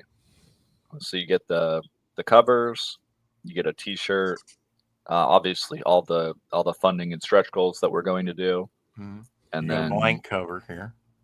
Yeah, I ended up adding that because I realized you can add on a sketch cover. Yeah, but some people just like to have a blank cover and then have an artist do a sketch on it. Oh, absolutely! I put one up on this campaign for mine. Yeah. Yeah. So, and you have a metal cover too down here. I noticed. Hell yeah! If you scroll down, and Virgin covers. Boy, I there mean, you've go. done every variant. And we did have somebody support that, but it doesn't look like it's showing up on the site. But so because I went back and added the graphics, I had to do new perks. So it looks a little weird. Like, yes, someone got the metal cover, but it was before I added the graphics. Oh, I see why it's sort of defrosted there. Okay. Yeah. All right. Yeah. So now all the graphics are on there, but some of them now have 0 claimed. That's why I have 9 instead of 10 there, because someone claimed that one. But you do not get the metal cover with the package. No, I mean, you'd be getting all that stuff for like $5 more. Yeah. Metal covers are expensive to do, huh? Yeah, they're expensive. Yeah. So, yeah, and I mean, like, if you get the Ultimate Collector Bundle on here, you know, and then you end up, if you like the cover we do for Kickstarter, or say Fund My Comic, you know, just hop over there and order those, and you know, I'm doing all the fulfillment. So as long as you guys use the same email across platforms, that'll help me a lot. Keep track of it.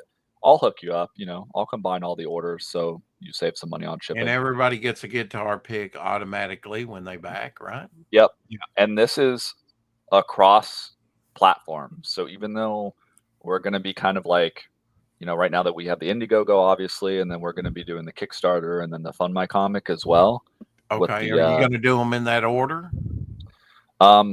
Hopefully I can get both of those launched the same day, but if not, it'll be in that order. Yeah. And so if you order anything on those, which are going to do the exclusive covers for each of those, you're going to get all the goals.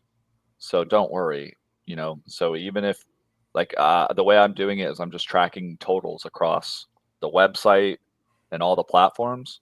Everyone's going to get the stretch goals. So don't be afraid to hop on over to another one. If you like the cover we have there, that's the exclusive, and pick that up. You're still going to get all the cool stuff. At some point. So right now I have 200 guitar picks coming to me, and the rest of you can fend for yourselves. Yeah. I'm William's keeping them all. 190. They're all mine. You have to fly to. Darth Vader had to go. God his ass. He wants to be the guy with the most toys. What the hell? They're mine. Yeah. William, damn don't say that. They're all going to come to you. California and challenge you to battle. No, I don't want that. Yeah, I know. Thank you. We love you. Flick it out. Hit somebody in the eye and get sued. Well, there goes Shattermare. No, but yeah, we got the got to work on the t-shirts and he's got a t-shirt guy, and then we got to work on the map, and then we'll have everything pretty much mapped out. Yeah. So yeah, but we do we're gonna come. Well, we got more days left. Yeah. So sure. I've got to ask this because I think a lot of I don't think it's necessary for you to tell an origin story, but do you get origin stories about for these characters in the first issue or what? With Malchus, you do. Okay, the wolf that's character, the wolf you character. do. Yeah. Uh-huh. Yeah, you're gonna get something, but not in the first volume necessarily. He gives away some of his stuff, but definitely in the second book there's more exposition. He gives away more of his story, and then so forth. But yeah, I didn't want to get too in my novelized version. I got really into the origins, and it just was bogged down. It was kind of a boring read. I want a glow in the dark skull after that. That's dope. That's Luke's idea. Yeah. That is Luke Aglietta all the way. Yeah, the an ale mug would be cool too, but I know you can't really ship that with the t-shirt. You could pack in there, and it could be extra. But now everybody's going to get these cards, right? That's the idea for one of the stretch goals. But right now, so that should be their stretch goal. Then we can worry about the map later. Well, right now they're add-ons, so you can add them onto your order. Okay.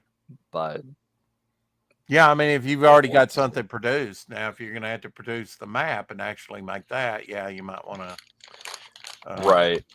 Yeah. So you're not really guaranteed a 9.8 or any type of grade. Just a high grade, probably in the 9s, right? You don't. Yeah, I could send off a handful of them and get them graded, and then try to pick the best from the batch. But I don't want to promise people that because you never know what they're going to come back. So, you never know. We're just going to try to pick the best batch from the print. And then if you guys want to get a CGC, that's your book that's going to go. So we'll find out why it's called the Salty Lobster, huh?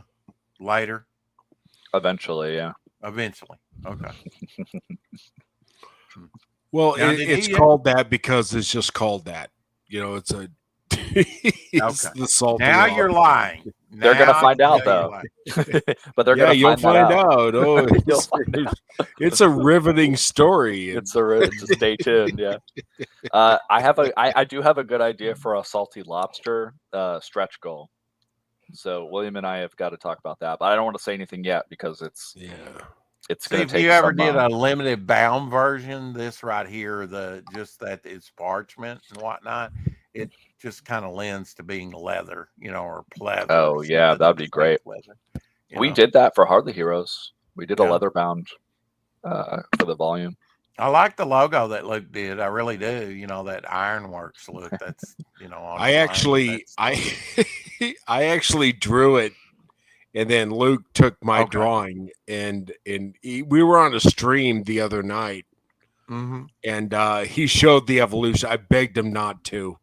I said, "Don't show." He showed the draft from our drive, and I'm like, "Oh God, don't do it." He goes, "It's not that bad. It's not that bad because it's my drawing." And it wasn't that bad, but I wanted it kind of like Ferrari red and black. And then Luke came up with this, I wanted the M and the Y longer than the rest of it. And that was basically it, and kind of blocky the way it is. And Luke came up with the right logo. He came up with a couple different ideas, and this is what we stuck with. And he decided to go with molten iron, which was the right call. I mean, I love it, but I actually did a little drawing and submitted it. And it's embarrassing to all art. I think artists were in the room, and it's like, don't do it. Don't do it. Don't. Yeah, but it's fun. It's like a behind the scenes, Yeah. It's actually it's a credit to Luke, because Luke can really carry our vision forward as the shitty artists that we are. Yeah.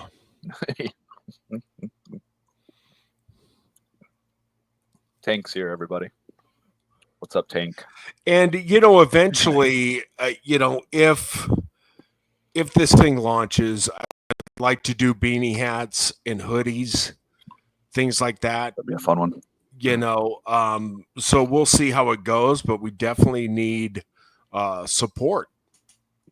And we're not one of those Indiegogo campaigns where you give money to in 2019 and you're still getting emails in 2025 saying we're 4 pages left, because I've probably lost $100 or more off of campaigns that I'll never see. In fact, I'll probably be dead and buried, and the next people that live in my house will get this comic book, and so you will get it sooner rather than later, and because it's done.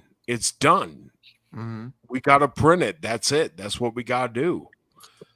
But we need to know how much to print, and that's a great thing with crowdfunding, is that it shows you the demand for it. So if we print 2,000 issues, but we only sell 200, that's a waste. Yeah, that's a huge problem that used to plague independent people. I talk to guys that are older, I guess in between my age and your guys' age, and that's what they'd say. Like, it'd always be rough trying to figure out what the initial print run would be. People ask me, "Oh, what's your print run? What's your print run?" Well, I say, "Well, it's pretty easy. I just throw up a crowdfunding campaign, take some pre-orders, and then that's pretty much my answer." If I know that I talk to some stores in the area or locally, or ones that we work with, and they are interested, they want to, which now it's even easier because you can just put a retailer bundle up for the book, give them a discount, and they can order it right there if they want. So it's and the retailer bundle is a great value. Luke was looking at that and says, "This is the," and he worked at a comic shop. He said, "This is a great value." Yeah, we're giving them damn near have retailer bundles. Yeah, I mean, we're giving them damn near, what it would be to a typical discount for a retailer. So, well, I mean, at this point, you're trying to build your core base and expand, and also, get more readers, right? More eyes on your project. Yeah. Yeah. And that's why I love this trade logo. This thing, if you wear a beanie hat with something like this on it, it's tight, man. It's gonna look good. Oh, absolutely. Yeah. A t-shirt, a guitar pick. I mean, this thing, is that a band? Is that well, here's it's Mercenary Guild. It could be. So what are the plans for Mercenary Guild? I know there's plans for at least 2 more issues. Is that right? For sure. And I was halfway before a lot of drama in just work and life. I'm halfway through book 2. And I haven't finished it. And Brian, I have to ask you, what the hell are you eating?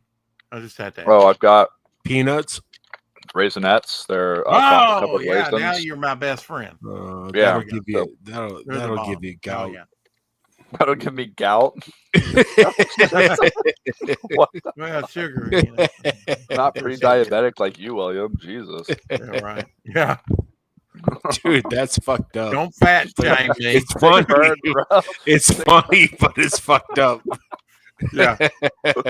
Was that it? Is that what you've been eating the whole interview? Yeah, I got that, and I got a little Gatorade Zero. Okay, wash it down. Stay hydrated. Hell yeah! Usually I have like Raisinets. All I've got is walnuts at hand. Oh no! You gotta someone send this man some Raisinets. Yeah. Come on, chat. Yeah, you can do it. Please. Although you'd have to dox yourself. And they're one of my favorite candy. Absolutely. Yeah. God, go to the theater. Dark fruit. Pay $4 for a little box of Raisinette. Oh wow. Yeah. Concessions. I get Reese's Pieces. Reese's Pieces. You like chocolate peanut butter?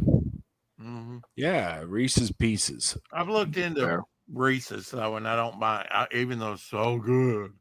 I don't eat it anymore because of the oils that they use and whatnot. If you look into it, it's very harmful. I'm looking at the pieces though, not the actual. Whatever. That's how you get gout.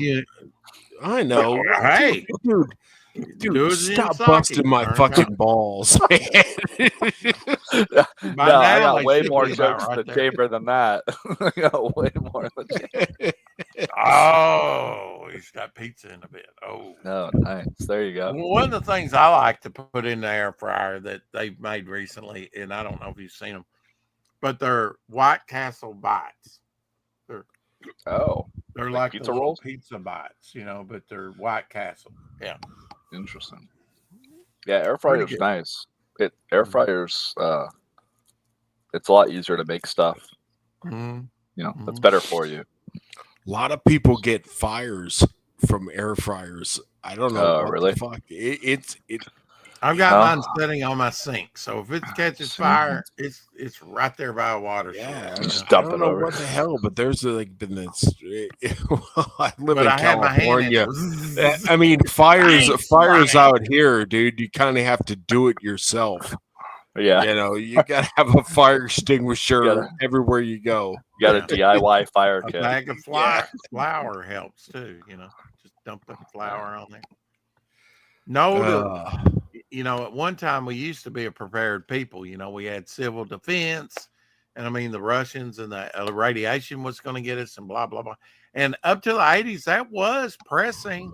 Get under your, we'd have drills and everything. Yeah, get under your, I remember that. Brian, get under your desk in case of nuke hits. What the fuck is that? Nothing. But we had to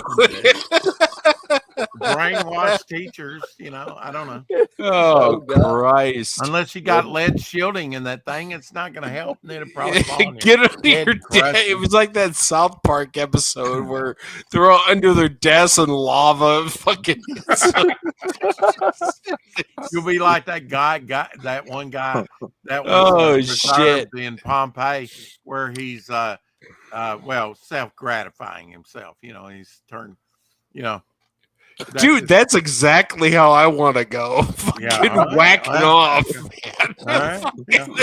I'm going to die anyway. Might as well go out happy, right? You might as well, man. Rub one out. I'm sure he probably had no inkling of what was going on, and I don't know how he didn't. Because there must have been sound and vibration and stuff. He said, I'm just going to sit here and pleasure myself.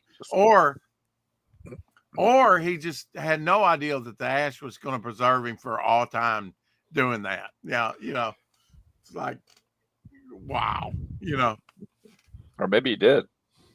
And he's buried for 2,000. Well, that's legend, for a very dude. long time. You know what? That's like beyond. That's like beyond Michael Jordan or anybody. That's a prehistoric legend. troll. that's nowadays it would be instant. Like Pee Wee Herman found in theater doing this. It would be instant all over the internet. But back then, I'd take 2,000-3,000. I don't think there's anything wrong with that. Yeah. What, jerking off in that movie theater? If it's a porno, if it's like my God. the fox and the hound or whatever, some Disney movie, yeah. But if it's a porno movie theater, you expect it. What about 50 Shades of Grey, like the middle-aged women that were masturbating there? Is that okay with you? How do you feel about that, William? Yeah, if I don't have to like clean it. Well, I'm okay with that. The theater. I'm not going to be there go in and clean that up. Poor theater employee. They don't pay you enough for that. Yeah. You walk over, you're like, oh my God, the smell. What did I just slip in? Oh my God. No. Oh my God. All right, you can click. So everybody buy my book. Everybody buy my fucking book. Right. Fuck, man. Off the rails. Yeah. Or William's gonna go expose himself in public. He'll fucking do it. You fucking ain't right. I don't give it, dude. You'll get there someday. He's there. Rex is there. That I don't give a shit. Age. Yeah, but I ain't gonna be doing that in public. Oh my God! Not me. You just outed yourself. I'm not gonna do it in public, but if there's a volcano going off, I'm doing it. Okay. So the context is if you're about to die. I see. Yeah. Like if a nuke and by the way, I live in an area that's like a big red dot. Oh yeah, you're fucked. If nukes were to go off, Silicon Valley. So yeah, I'm done. My advice is just move to Yellowstone. It's about due. Yeah, you just got to get the fuck out of there, man. I mean, but like 30. What? You got 30 minutes. My sex life improved dramatically because of Yellowstone. I'm not gonna die in fucking Salinas. Fuck that. You ever been to Salinas? Sucks. Fuck that place. Anyways. Well, all right, always guys. Thailand. Go check out Mercenary Guild up on Indiegogo right now. And when do you expect the Kickstarter to kind of be, or the FundMyCon? Because you got to do two, right?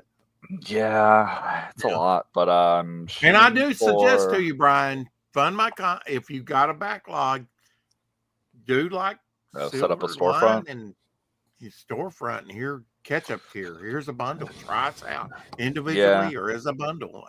I think that's brilliant. Might be the way to go. I mean, we have them on the website. So can I show the website real quick? Sure, absolutely. You want to pull it up? Sure. Make me work for it. Work it, baby. Work it. Work it. Yeah. Work that. Dude, let's market this thing. I want to give the website some love. It doesn't get we definitely need links. Oh, you want to post in the chat? Okay. Yeah, just give me that link if you got that. What's the difference between a raisinette and a raisin? One's covered with chocolate, and one's a raw raisin. Yeah. Okay, they're both raisins, but one has chocolate. Okay, that's a pretty big distinguishing factor.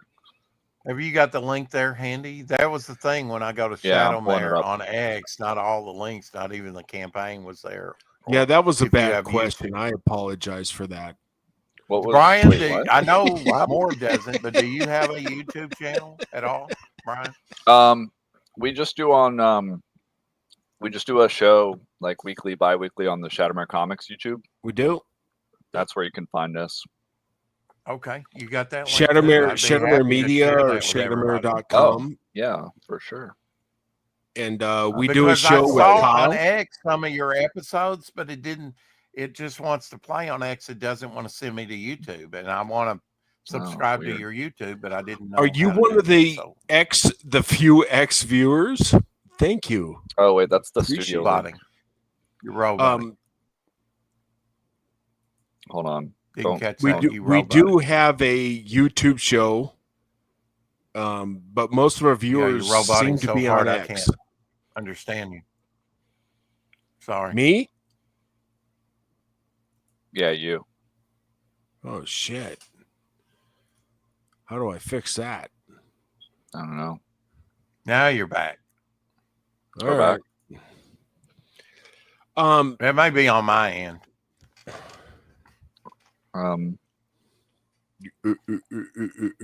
No. I'm grabbing the YouTube link. Can you pull up the website? Oh, I think it's Rex. I think it is. Yeah, I think he just dropped. Can I hijack the stream? I just take over and start presenting stuff. I don't know if we can even be on the stream if he ducks out. Hey, that's interesting. Okay. You're still Yeah, here. there's two of me. I'll tell you. Yeah. Can I hijack the stream? There we go. Got rid of that one. Yeah, there that you go. doppelganger. All right. Weirdo. Yeah, we do a stream with Kyle and whoever you know comes on. I don't know. And, Your site is. I don't know. My computer. Something going on. Oh, is So, it wigging out? I can share if you want. Yeah, But do no, it. I'll present. definitely. Yeah, it would be easier if you just share screen on your end. Okay. There you go. Okay. So if you go to get out of here. So if you go to Shattermare Comics homepage right now, I try to keep this updated with the latest news. Uh-huh. So we got the pre-order for 10. We got the Mercenary Guild, obviously the Indiegogo campaign, and then first of all, if you haven't, anyone who's planning to contribute to the crowdfunding for Mercenary Guild or has already, I need you to go fill out this email newsletter because that's where we're going to continue to update everyone across platforms. And you want to get sweet. You want to get that sweet Nicole collectible character card with your order. Yeah, I'll let Shadowhawk know that. And we're not going to spam. We're not going to spam you. Yeah, so I'm super lazy. I always forget to email people. It sounds like you've got a lot on your plate, Brian. You know. Yeah, but it's fine. You know, I enjoy what I do. So yeah. Yeah. So if you've already contributed, use that email used from Indiegogo to sign up here, just so we can make sure we get the collectible card out to you guys.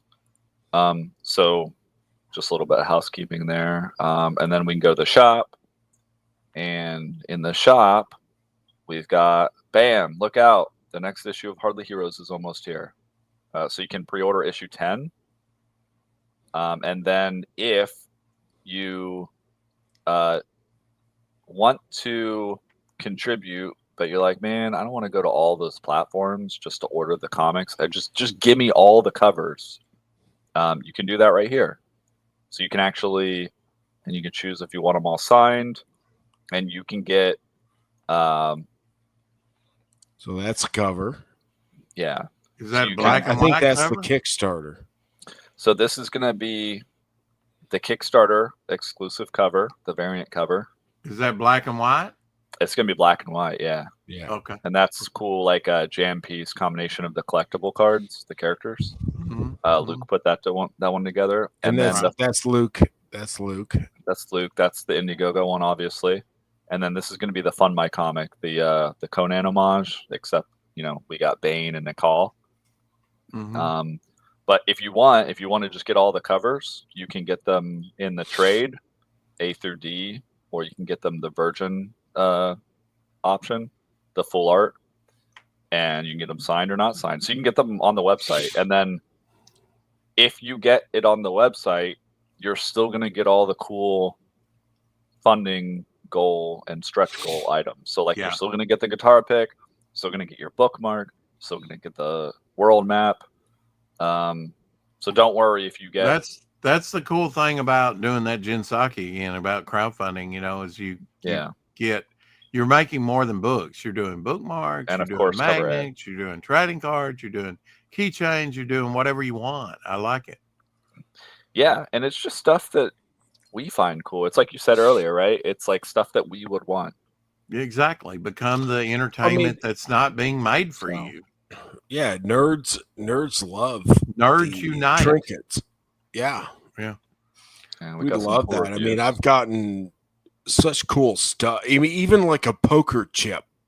Oh yeah. Yeah. You know, I've got a poker chip. Yeah. You know, yeah. And then I guess while you're there, everyone should also sign up for the Victor email newsletter as well once we go live with that. Tell me just briefly about Victor. Yeah, so Victor is what we consider a excuse me, a spiritual successor to the Mary Shelley's Frankenstein novel. So like classic Frankenstein's monster. So this will be a graphic novel. Narrating, going through, describing, showing, because it's a graphic novel. The adventures of Victor after he, after the novel, after he leaves Frankenstein's castle, essentially. So okay. And then it it's interesting because it's not like it has some horror elements, it has some action elements, some sci-fi, but it also has again with the characters and diving into their kind of psychology. It deals with the drama of this guy who's effectively immortal, who's kind of like a zombie, figuring out how to navigate the world. So is this dealing with Victor von Frankenstein, the doctor, or is it dealing with the monster? Frankenstein's monster. Okay. Yeah. And so he takes on the moniker Victor after the doctor. Okay. I think there was one iteration where he might have even been called Victor. I don't know, in a movie, but I may be wrong about that. But yeah, we borrow from I guess several kind of sources, but the main source is the novel. I know there was a comic where he was referred to as Adam. Yeah, Adam. Yeah. Yeah, as like he created Adam from the Adam first Adam. Yeah. Uh-huh. And then obviously Graham Nolan has Joe Frankenstein. Right. And that leans into like the kind of Universal Monster Mash version of Frankenstein. From what I understand, I think. Right. So it's more kind of like a pop sci-fi. So this. Have you got your link to your YouTube channel? I do. I put it in the private. Did you? Chat. Okay. All right. I missed that. All right. So check that. I'll share that with everybody then. Are you sure you did, or you haven't yet? It should be the latest. Oh, the very first thing you shared. Oh, okay. All right. Or no, the latest one. No. That was the trailer. It's the one that's youtube.com/@Shattermare Comics. Oh, okay. It was playing the trailer, but it was on your YouTube. Yes. The trailer is the landing. Okay. The landing I was not page subscribed. video. Now I am. All right. There you go. Sweet. Thank you. I appreciate it. And okay, I will drop that link for everybody because that's the kind of guy I am. Thank you, sir. There we go. We appreciate you. Networking. There we go. But yeah, so we're excited about Victor as well. And do you give updates? Do you give updates on your YouTube channel, or I guess? We do mostly during the live show.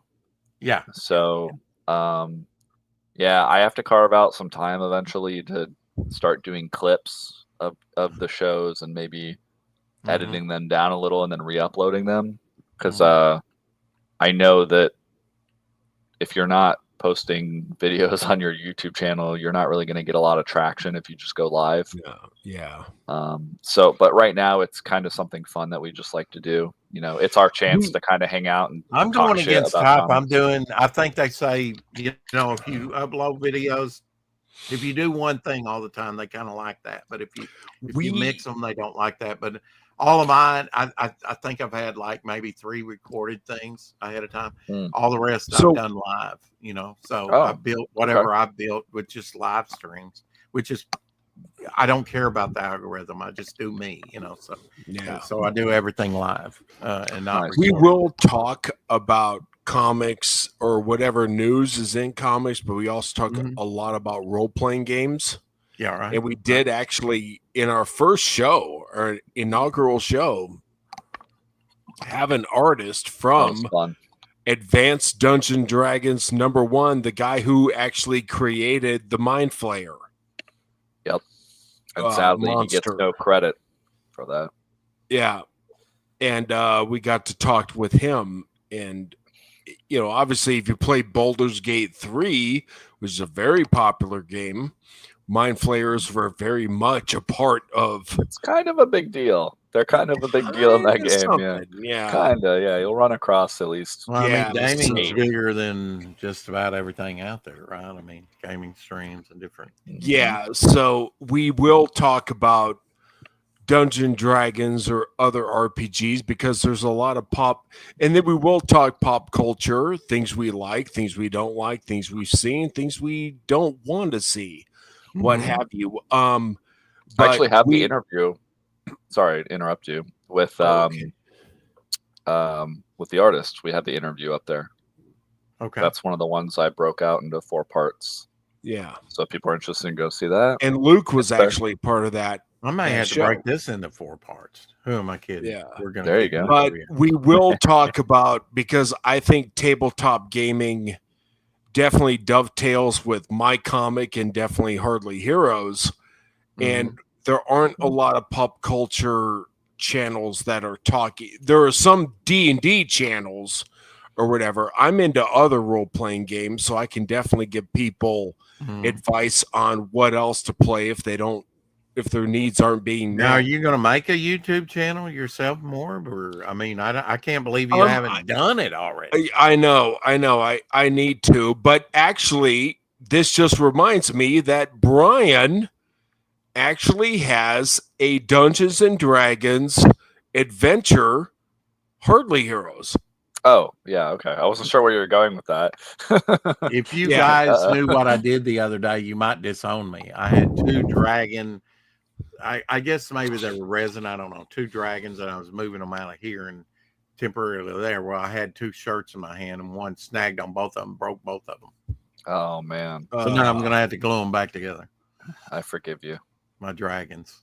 I didn't have many dragons in the house, but I've got some plastic ones over there, a little bitty, but those were my babies, and now they're broke. But Brian actually has a adventure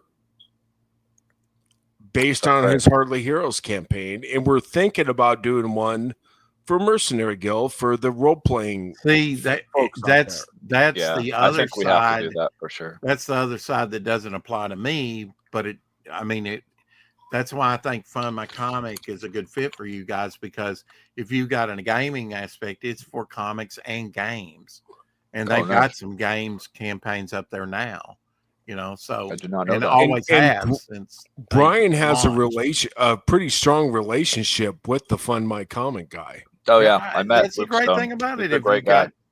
If you've got Luke or Todd or whatever, they're always available to talk, or one of their admin. A year ago, and one of their admin, Justin Sweet, who did Chrome Dog and has it up there on Fund My Comic, he helped me with my get my thing put over there. I started out on Indiegogo with the Ashcan, which is available for everybody, still up there. Oh, nice. With 2 trading cards, 2 magnets, and 3 bookmarks. Offered like $10 plus shipping, $17 I think total. The very first book I got, get it in your hand. So I can't wait to get this thing. We're doing an artist edition. We got drawn interiors, which I'm glad you added that on your campaign. I think a lot of people like that. Oh yeah, especially since you're game related, it's a no-brainer. But yeah, check into Fund My Comic. It's an easy thing to kind of navigate around. Kickstarter just kicks me where I don't. Yeah, Kickstarter is weird. Even compared to Indiegogo, it's a necessary evil. You know what I mean? It's like, Yeah. You Well, they're don't like want eBay. to They're do the it, first. but you kind of have to. Yeah. You Yeah, know? they're the first. They're first to market. They're the most popular. But Mhm. man, what a pain in the ass to use that platform. Yeah. And people don't like how they take the money out, like 3 months later or whatever. It's just a hassle, Yeah. Well, I think Indiegogo is what, 7% they take? Well, I've seen like yeah, Mike like 5 Barron's to 8. Leviathan, right? I've actually seen, which I like to see. I think on that campaign, Fund My Comic outperformed Indiegogo. And I've seen Fund My Comic outperform great. Kickstarter on another Really? campaign. So Yeah, I'm and I'm hoping that Cecil will be the first 6-figure with Cash Grab too. I'm hoping that he'll be the first 6-figure campaign over there. He's up to 72,000 and something now. I'm excited to do him. Yeah. that's good. That's good news.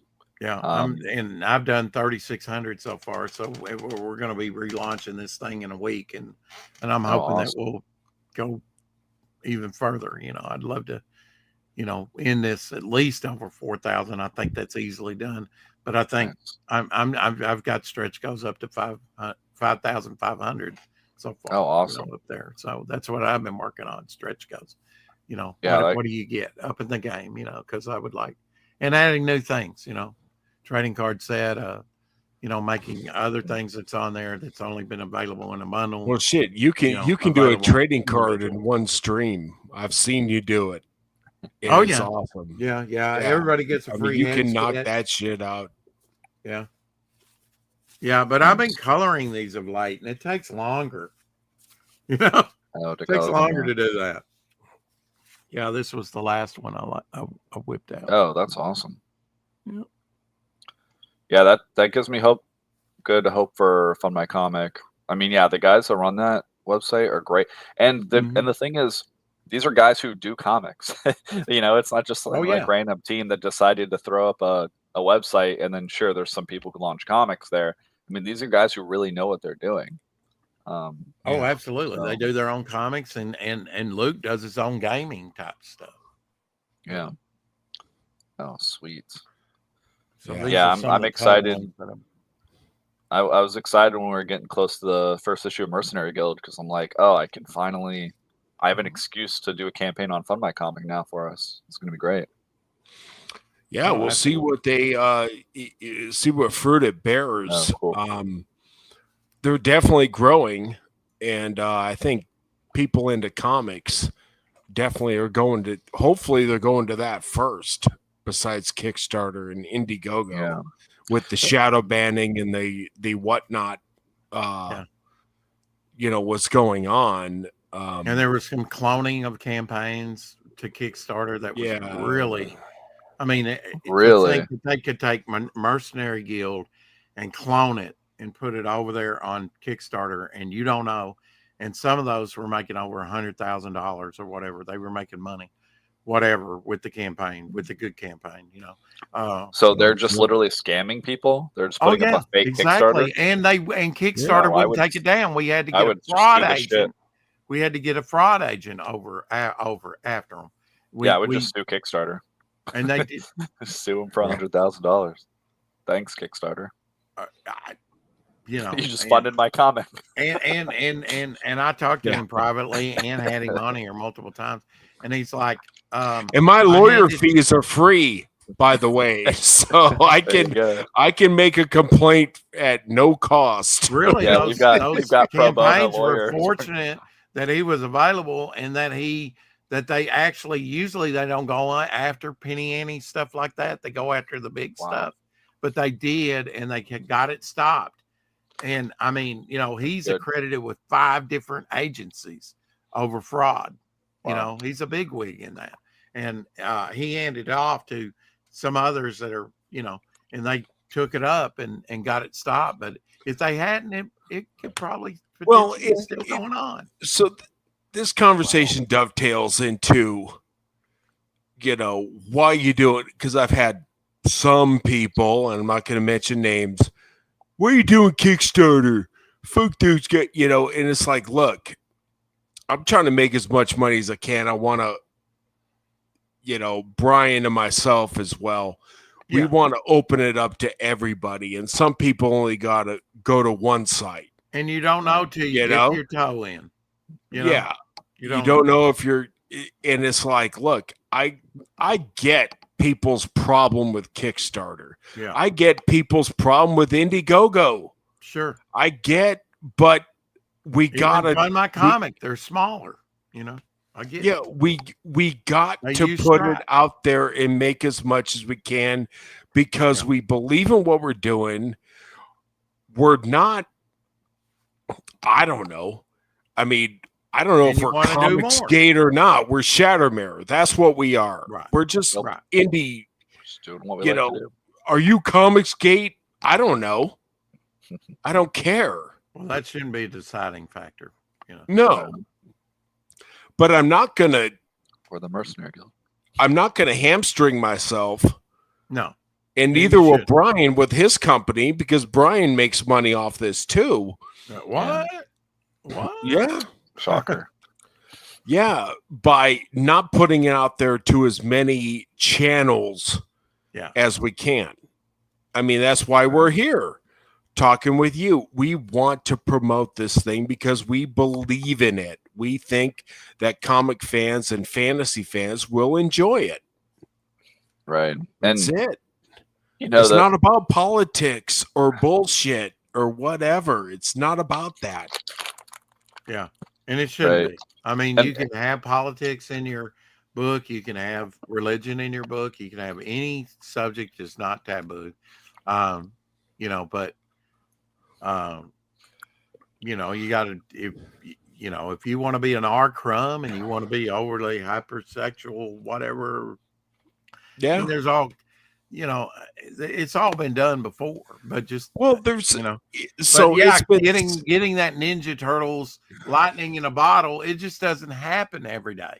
And even that, the comics were selling, sure, but it was when they got a business managers when it really took off. When they got the deal for the Hasbro toys, when they got the deal for the cartoon that lasted 10 seasons, and then the movie deals, and it builds on itself, Right. And if you're doing one campaign and then it's doing less, problem.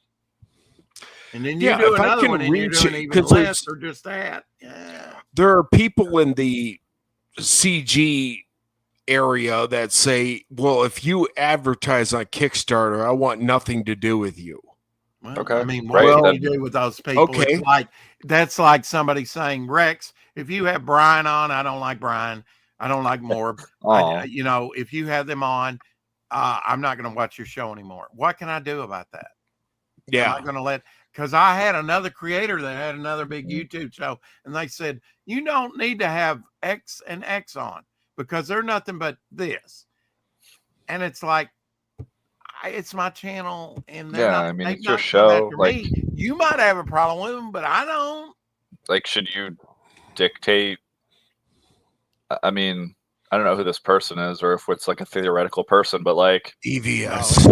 Who are you to?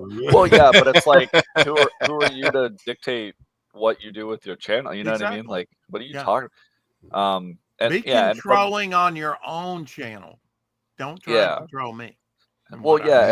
And for like us, for like William's saying, purely from a financial aspect, I mean, yeah, you could say that about these platforms if you're the customer, right? If you don't want to buy something, but what are we supposed to? I mean, where do I draw the line? Like, where do I sell my book? If I, as a business owner, am boycotting all these platforms because of like a perceived, for whatever reasons. Yeah. It's like shadow banning or whatever. Sure. But we haven't been, right? We haven't been. Not yet. So but again, we don't. I'm sure I can get us there.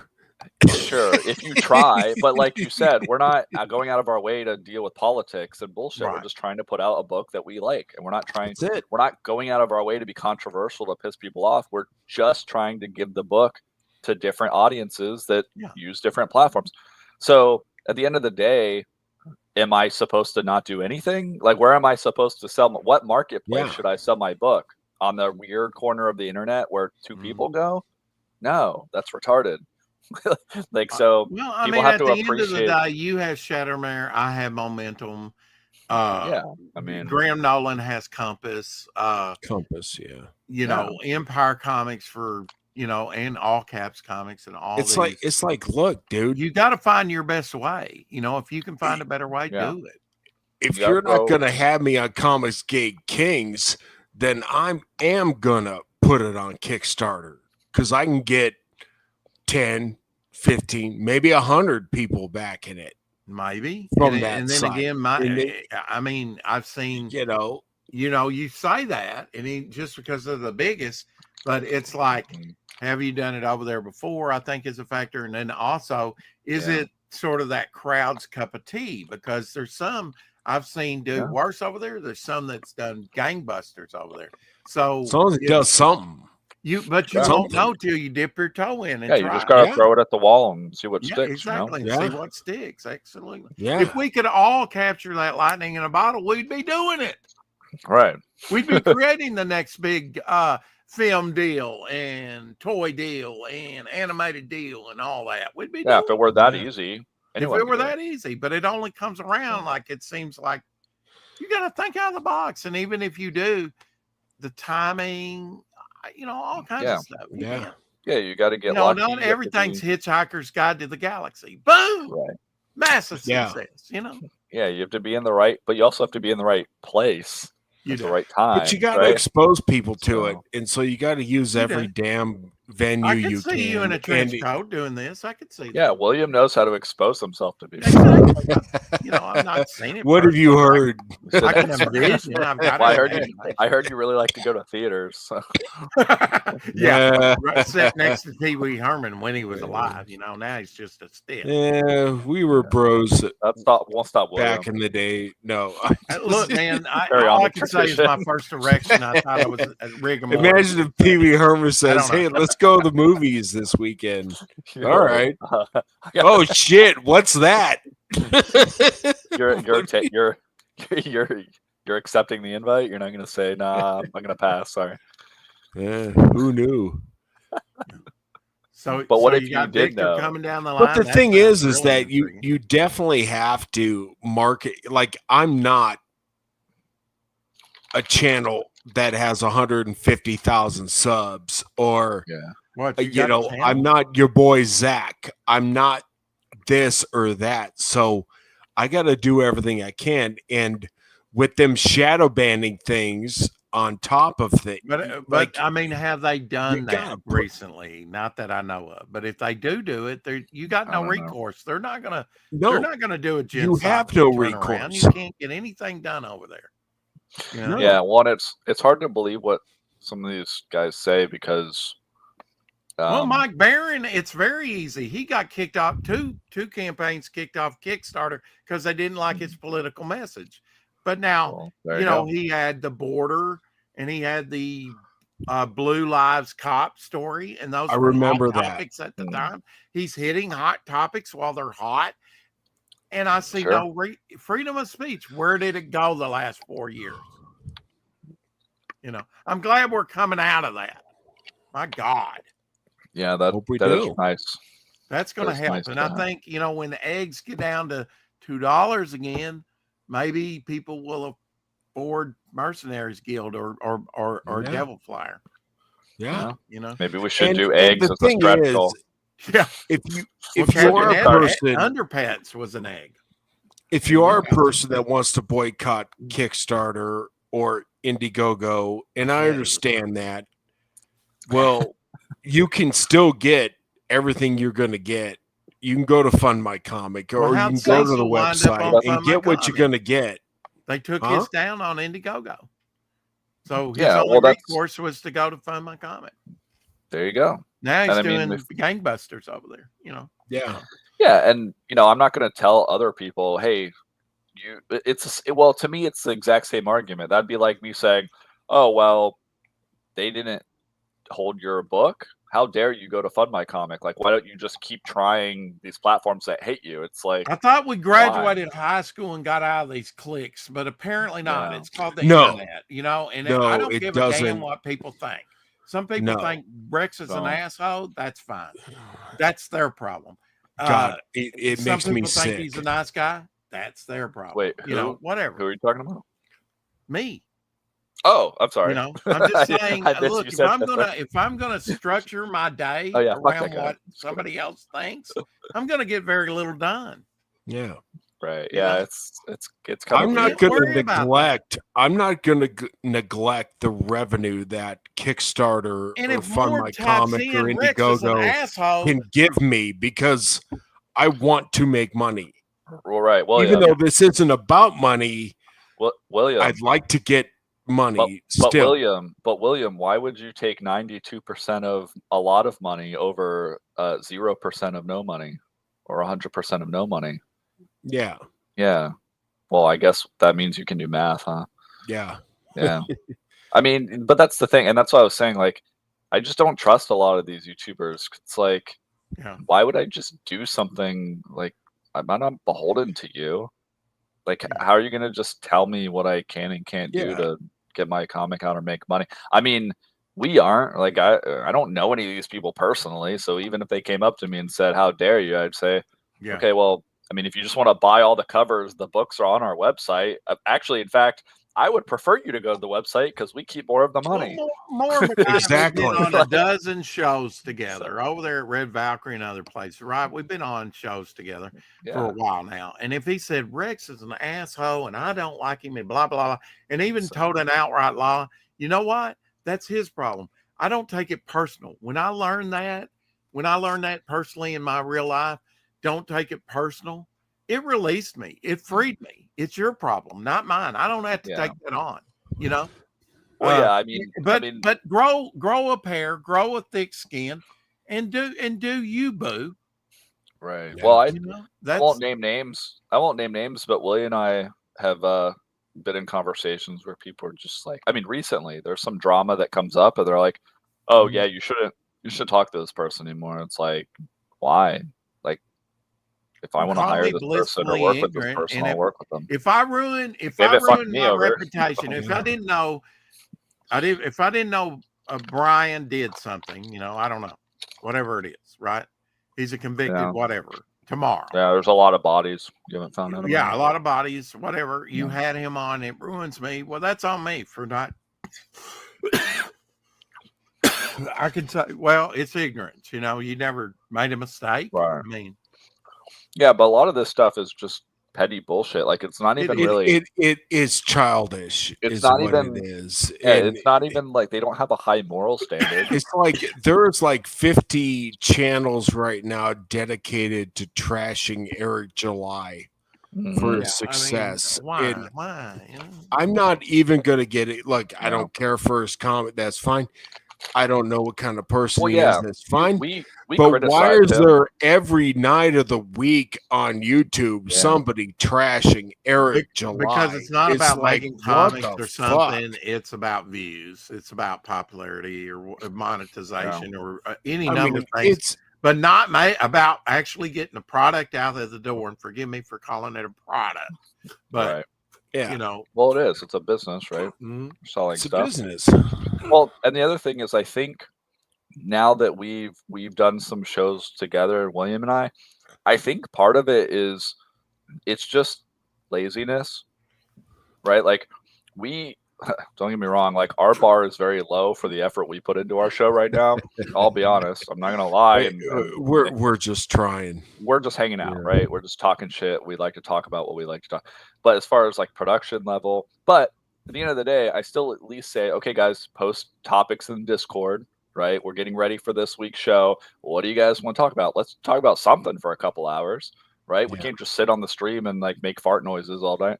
And so then we kind of try to come. Yeah, right. But we can. Yeah, but we don't have the charisma you have, Rex. but that to me tells me that they just have nothing else to talk about. Oh, there you go. But part of it is they just have nothing to talk about, right? Like, they have to just focus on this week after week because otherwise they would be nothing. Right? Like, we've criticized Eric July stuff, and then we move on because there's other shit to talk about. And there's other stuff where we're not like hyper focused autistically about every single small detail about this guy's life. Like, I don't know anyone as much as some of these guys know about Eric July. And I've actually met the guy in person, but only once. He's not even my friend. He's not someone in my personal life. Like, it's not like if I was going to dedicate a show to anyone, it would be like William or Kyle. You know, the guys I actually talk about, like people or actually Luke or Luke or anybody. So yeah, I don't know. To me, it's just them being lazy. I sure as fuck wouldn't drive cross country to put stickers on his door. I mean, the insanity, it's so childish. And again, you mentioned high school. Exactly.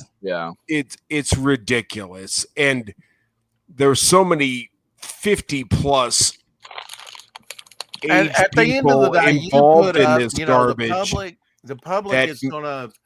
I'm embarrassed.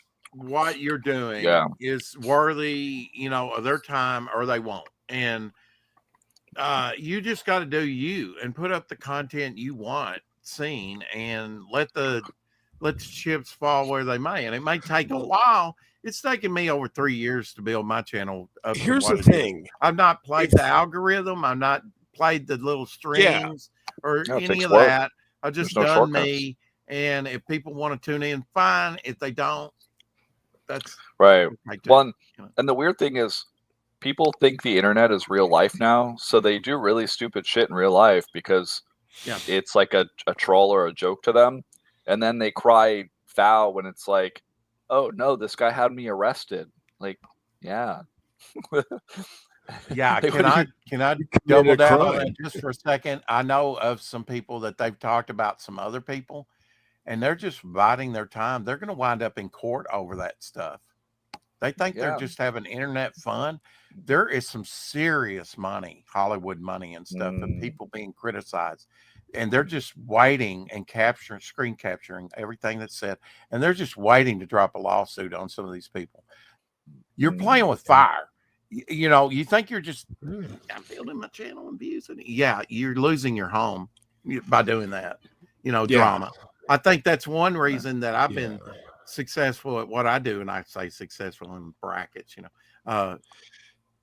I have videos that go nowhere too, you know. Even my highest videos don't go that far, you know. But I'm just saying my success is because I think it's a safe harbor. I don't have to do the drama, you know. It's not at the most convenient time, but I believe, like Rush Limbaugh, you take a time that might not even be popular, but it works for you, and you make something out of it. And people will gravitate, or they won't, or they will do on. I get rewatches. I mean, you know, if they can't watch it that time, if you're entertaining enough, they'll watch it on rewatch every day. You know, right? Yeah, and if you have something interesting to say and you're an interesting person, people will tune in. And if not, you know, and if it's something you enjoy doing, you're having a good time.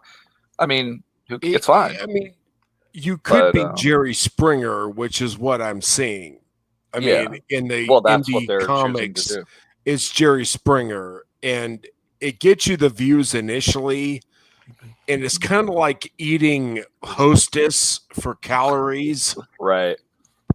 But it's empty calories, and that's what's happening to a lot of these channels. Is that it's empty calorie? Okay, all right. Look, we know that this person isn't a great creator. Blah blah blah blah blah. What else you got? Oh, you're doing 8 hours because you're getting $2,000 super chats instead of working on your fucking book that I ordered 3 fucking years ago. And where is it? Maybe you should work on your fucking book instead of these 8 hours. Oh, wait. Okay. You're a YouTuber now. Oh, but wait, you're not a YouTuber. You're a comic creator. What the fuck are you? Right. To certain Comicsgate people, I have that question. What the fuck are you? Are you a YouTuber? Are you a comic creator? Yeah, absolutely. Put the product out, you know? Yeah. I'm not saying that you can't do both, but, you know. You can do both, of course. But But if you're not, you're then there's kind of going to be a problem, you know?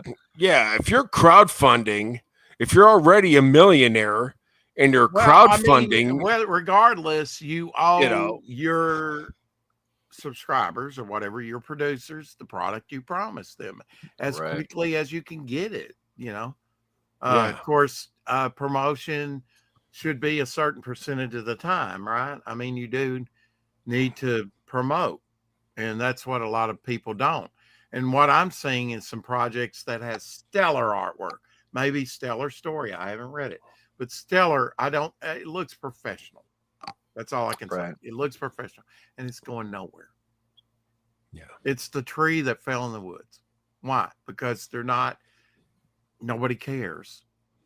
I think, you know, Cecil, they care about Cecil, so they're going to buy his book.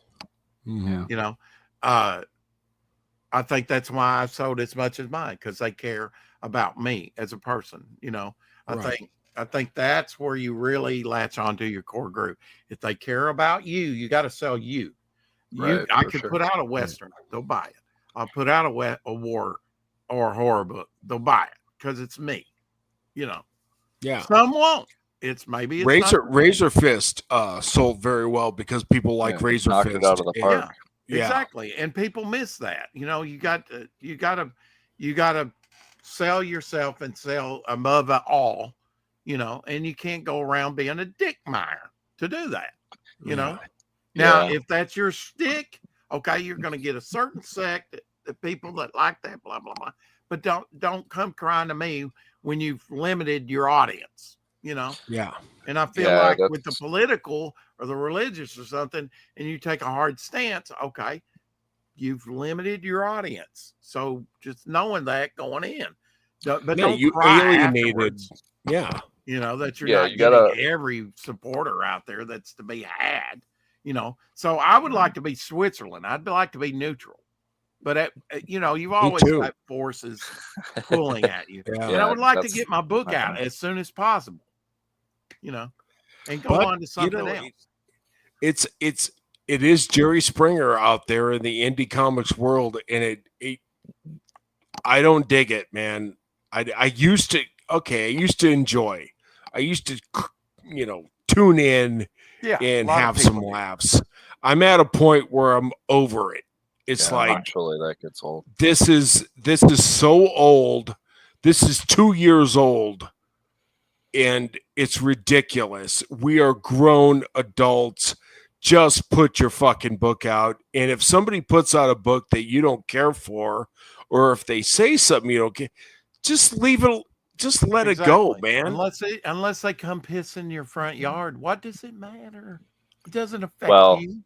Yeah. You call the police on them and have them arrested is what. There you go. Yeah, trespassing. Hey, that's what normal, rational people do. Here now, I got to deal with for the next few months. Thanks for killing my grass. I got to do this before we get out of here. We've got a generous offer on my campaign, which I'll show this real quick. Good for you. If you are the next new backer, you have to be a new backer on the campaign. You will get a free sketch card provided by Carrie on the campaign. So you're actually getting the free magazine size wraparound cover, which will be the sketch version. And you get a free one of those with whatever you order. Even if it's just a $10 sketch card, you can get the book. What a deal. So let's play the trailer and we'll wrap this thing up.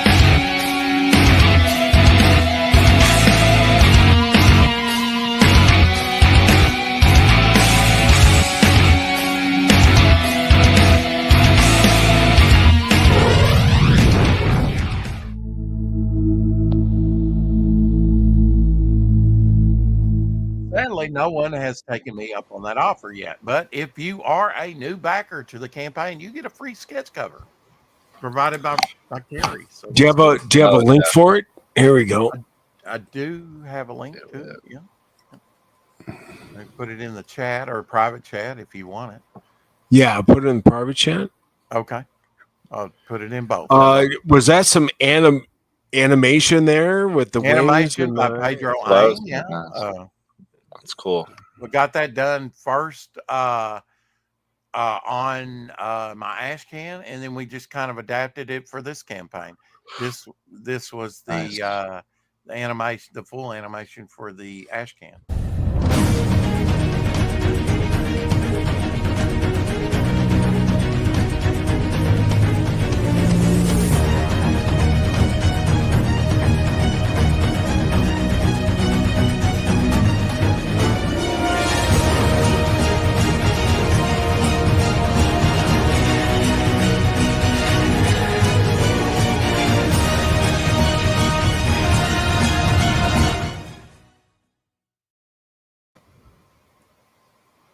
That campaign's up to over 1,400 on Indiegogo, so go check it out. Not bad for a little ash can, you know. Here's so you're running right now on Indiegogo and Fund My Comic and Fund My Comic, yeah. Mm-hmm. Nice. Yeah. Okay. I mean, I've just left that up there for a couple years, whatever, you know. I mean, yeah, why not? Yeah, why not? I mean, I've still got copies to sell. Why not? It doesn't hurt me just to have it up there.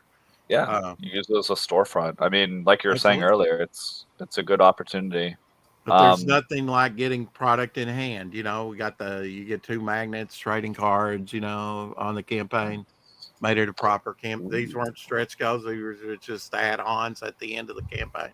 Took my tax return money and got everything mailed and printed, you know. Nice. Yeah. There you go, William. We can steal his idea for magnets. Yeah. Oh yeah, magnet. Oh yeah, but do it proper, right? I said, well, I priced it out. How much for a business card magnet? Because somebody put a business card magnet, a couple of them, on my mailbox when I had a metal one, and it rained and they washed off. And I thought, what is this on the lawn? You know, it's a magnet. And I said, well, how much to do a business size magnet? So we made 2 magnets, business size, card size, and we halved it. So everybody got 2. There you go. Genius. And yeah, it was all for one low price. Yeah. Well, it's like a sticker with a magnet. That's basically it, right? Absolutely. And these are substantial magnets. These will cling, you know, to my metal plate. These are we're gonna get out of here. Thank you, Brian, for making the show. I dreaded being 3 hours. Yeah, thanks, Brian. Or whatever. Because we could talk on and on and on, but let's save it for another time when you come back, maybe toward the end of your campaign, whatever. Congratulations on getting fully funded today, by the way. Thank you. Thank you, everyone out there. And I will pass that on to Shadowhawk and everybody else tomorrow on tomorrow's show. We do a daily show, the 4 o'clock Shadow, episode 1040 tomorrow, I think. Wow. Nice. I don't know. You know, we've been at it for 3 years. What are we on, like 42? Yeah, but how often do you do that? You know, like we do the Rex, Hex, and Apex show, but we do it every other week, and we haven't even stuck to that. And we're up to our next in a couple of weeks episode will be 60. So if you do it that way, it takes a while. You know, if you're here every day, it counts real quick. Counts up real quick. Well, you know what, Rex? It was great talking with you again. It's been a while. I haven't been on topic lists, and I know that like your summer season's very busy for you. Oh yeah, I work at night. This is my busy season right now because everybody's doing taxes, so they want to set up estates. Oh yeah. And so, but I really love talking with you, and I like your work, and I just appreciate you having me and Brian on. No problem. Love it. Yeah, Brian, since you're the publisher, we'll give you the final word. Everyone go buy our comics. There you go. And eat Resonets and Gatorade. And Reese's Pieces.